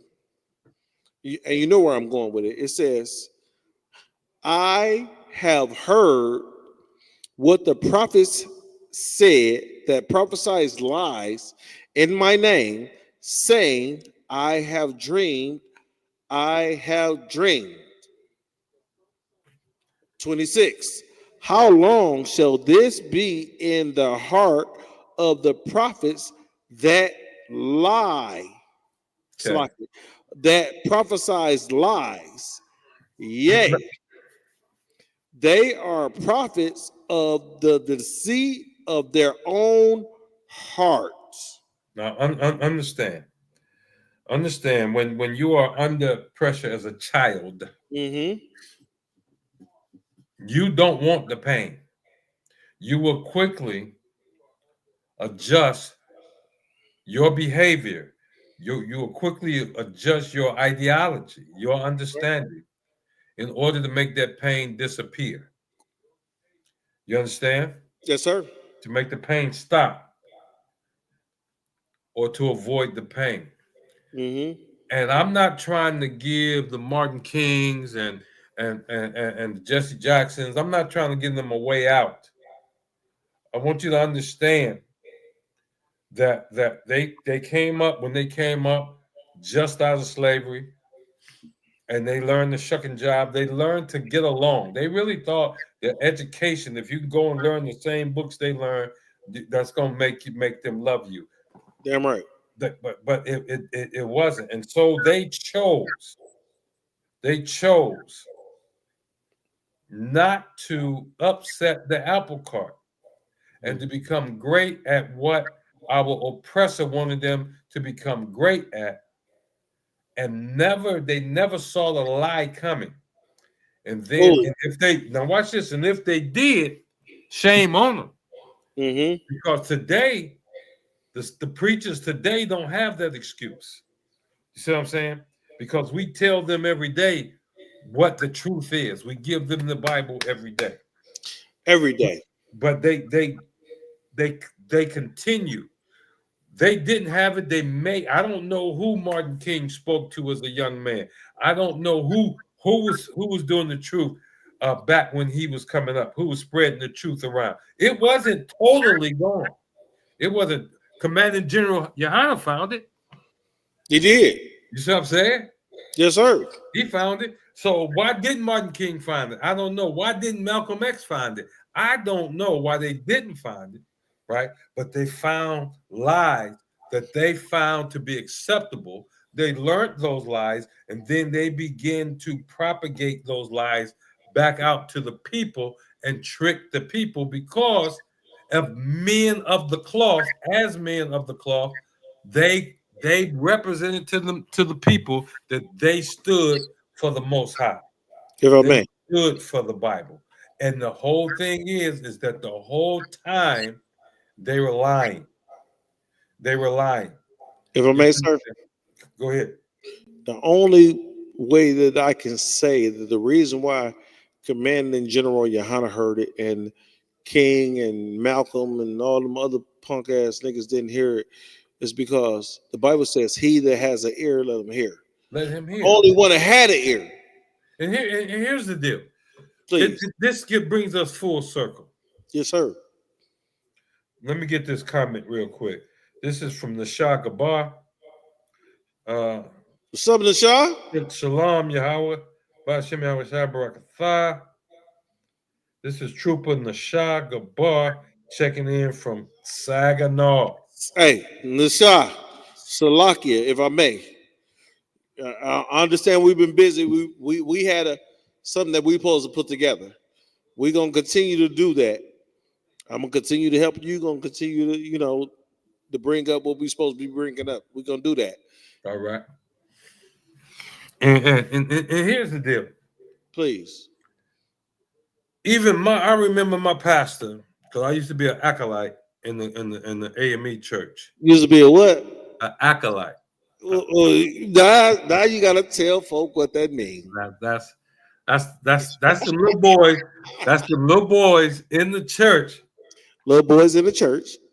That if you was in a Catholic church, you'd have been pretty much SA. But this was an all-black African Methodist Episcopal Church, AME. And Reverend Lowe at that time, you could tell if you asked certain questions on Saturday morning, you could tell that you wasn't getting the whole thing. We would ask little silly questions. Reverend Lowe, I got a question. Okay, what's your question today? Okay, if the Bible say, remember the Sabbath day to keep it holy. 6 days should I labor and do all our work, but the seventh is the seventh day is the Sabbath of the Lord thy God. He said, okay, what's your question? Well, the seventh day of the week is Saturday. Why do we go to church on Sunday? I'm calling your mama. You see what I'm saying?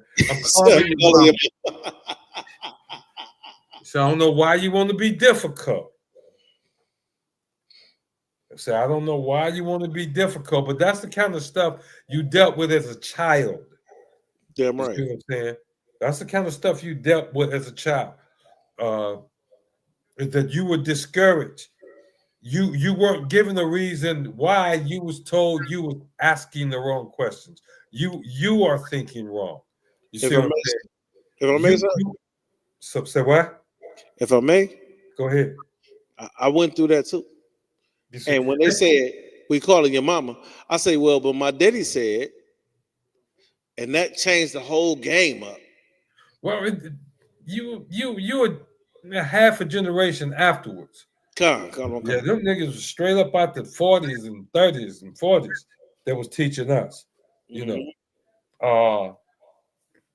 And so they was holding on to Christianity and white Jesus. Yes, sir. At all costs. And anybody that, especially a child, bring up a question, right? That's going to cause the question them and how they ran things and question Christianity. You see what I'm saying? They was going to defend that. If I may. Period.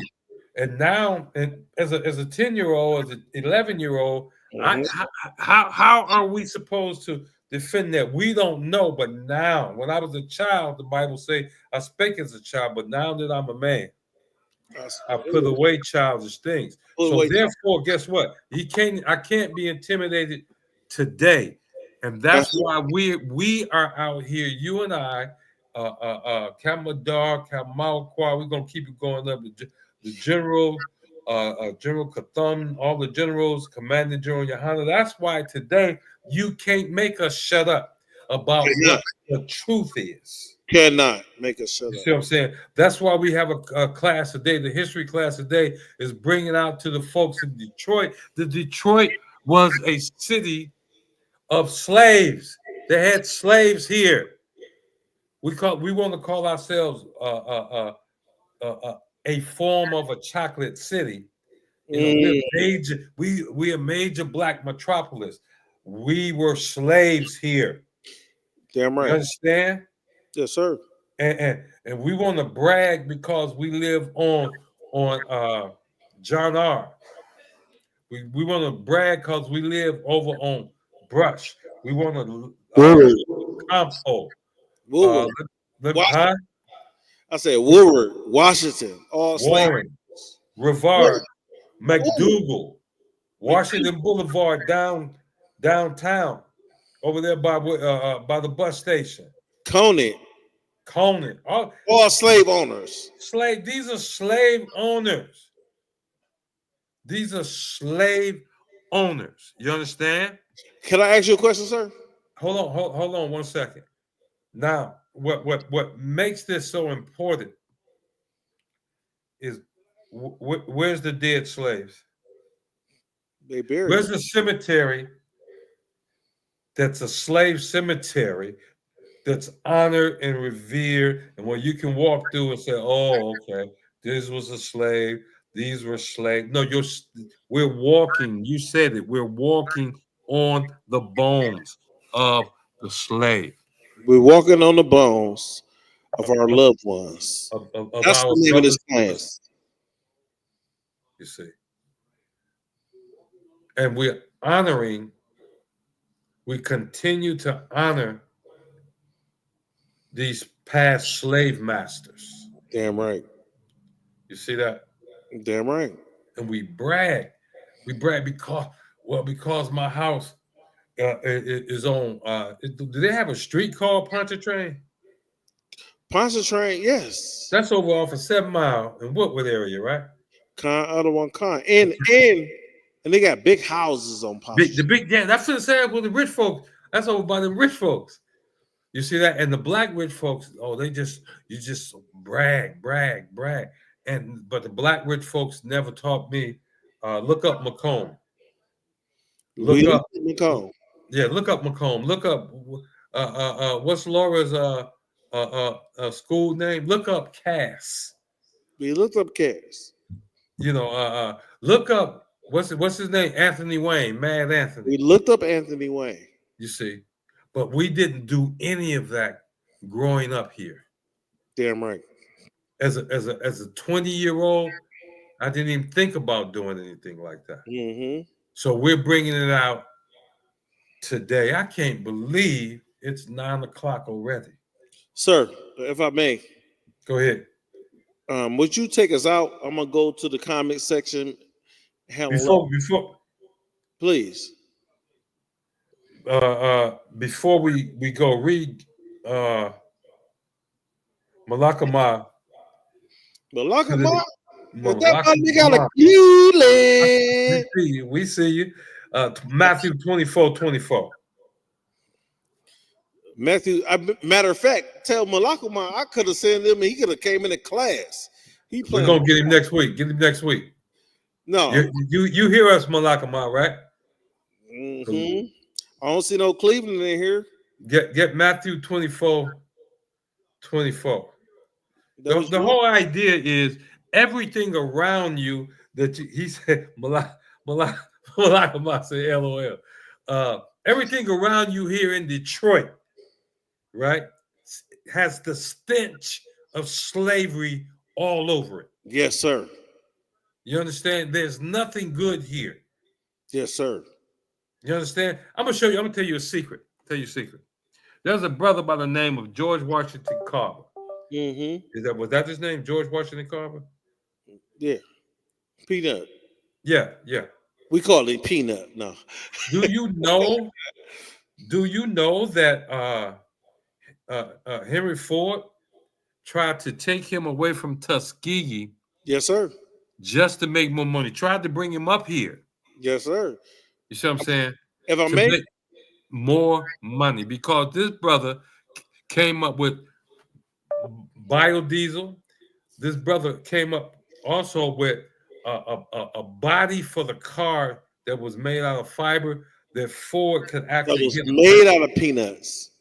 Out of different fiber. He used more than peanuts. They like to say peanuts to diminish the brother's accomplishments. Damn right. But that biodiesel, that was out of peanuts. Ooh, you know you got a young brother right now.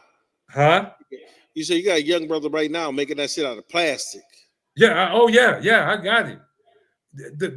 We are Israelites. Let's get this through your head. Ford couldn't bring that brother because he loved his people too much. Mm-hmm. And guess what? Trump can't stop us because we love our people too much. Whoever them two hookers he got working for him, the two women that always come on there on TV, they can't stop us. The governors that's on his side can't stop us because we love our people too much. Malakama say next week. Oh, you want to bring that scripture up now or later? Yeah, get that scripture right there. Matthew 24:24. You said Matthew 24:24. You're right. Lock them out. You lucky you, my brother, because you want to run the class over. But I got you, my brother. This is Matthew chapter 24 and verse 24. It says, "For there shall arise false Christs and false prophets, and shall shew great signs and wonders." And shall show great signs and wonders. Go ahead. Yep, shall show great signs and wonders, insomuch that if it were possible, if hear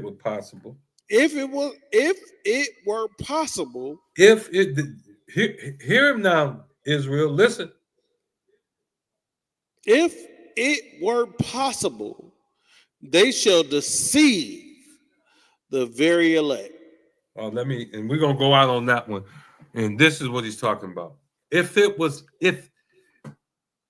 you got so many tricksters now coming from so many different angles. Yep.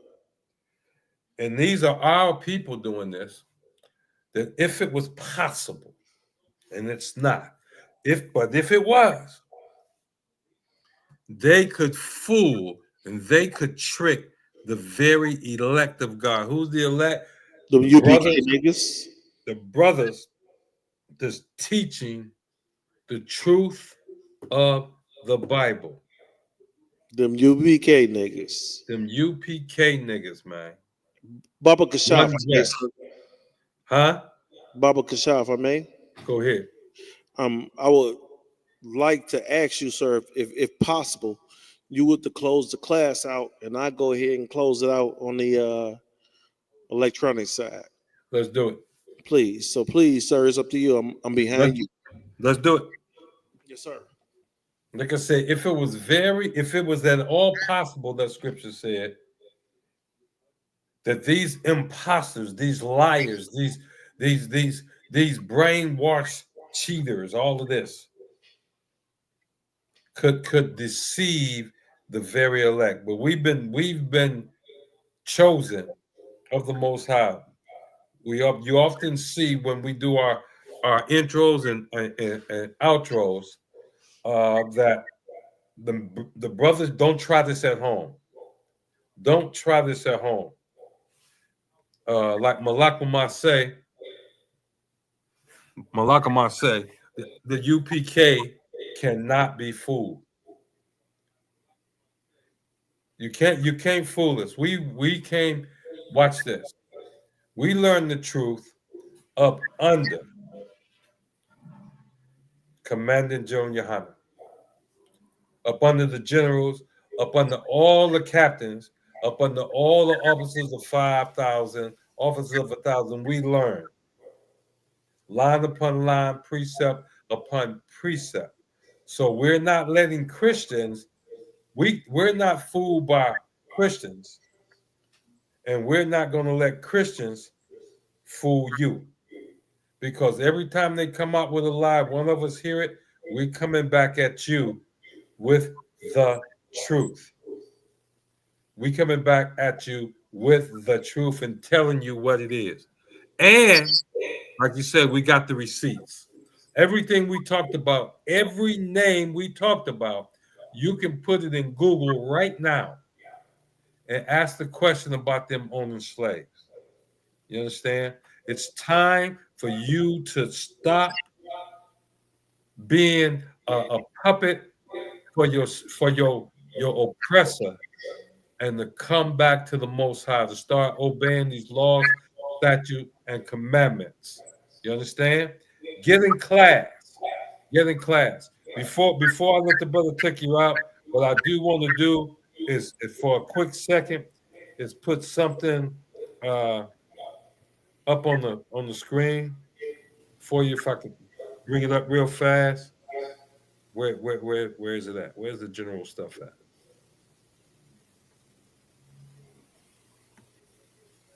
Here we go. Because you gotta have this.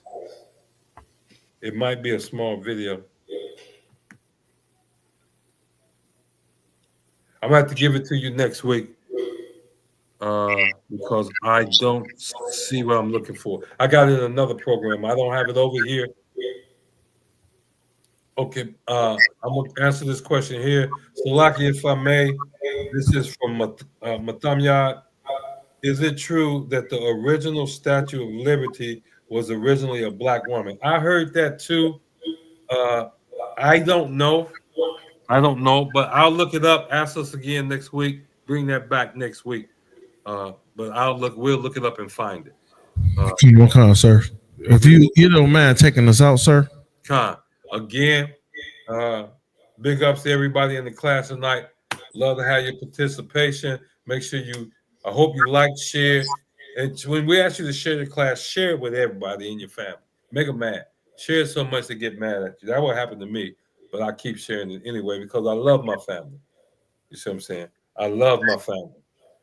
And remember, we are the ISUPK, started out of 1 West, 125th Street.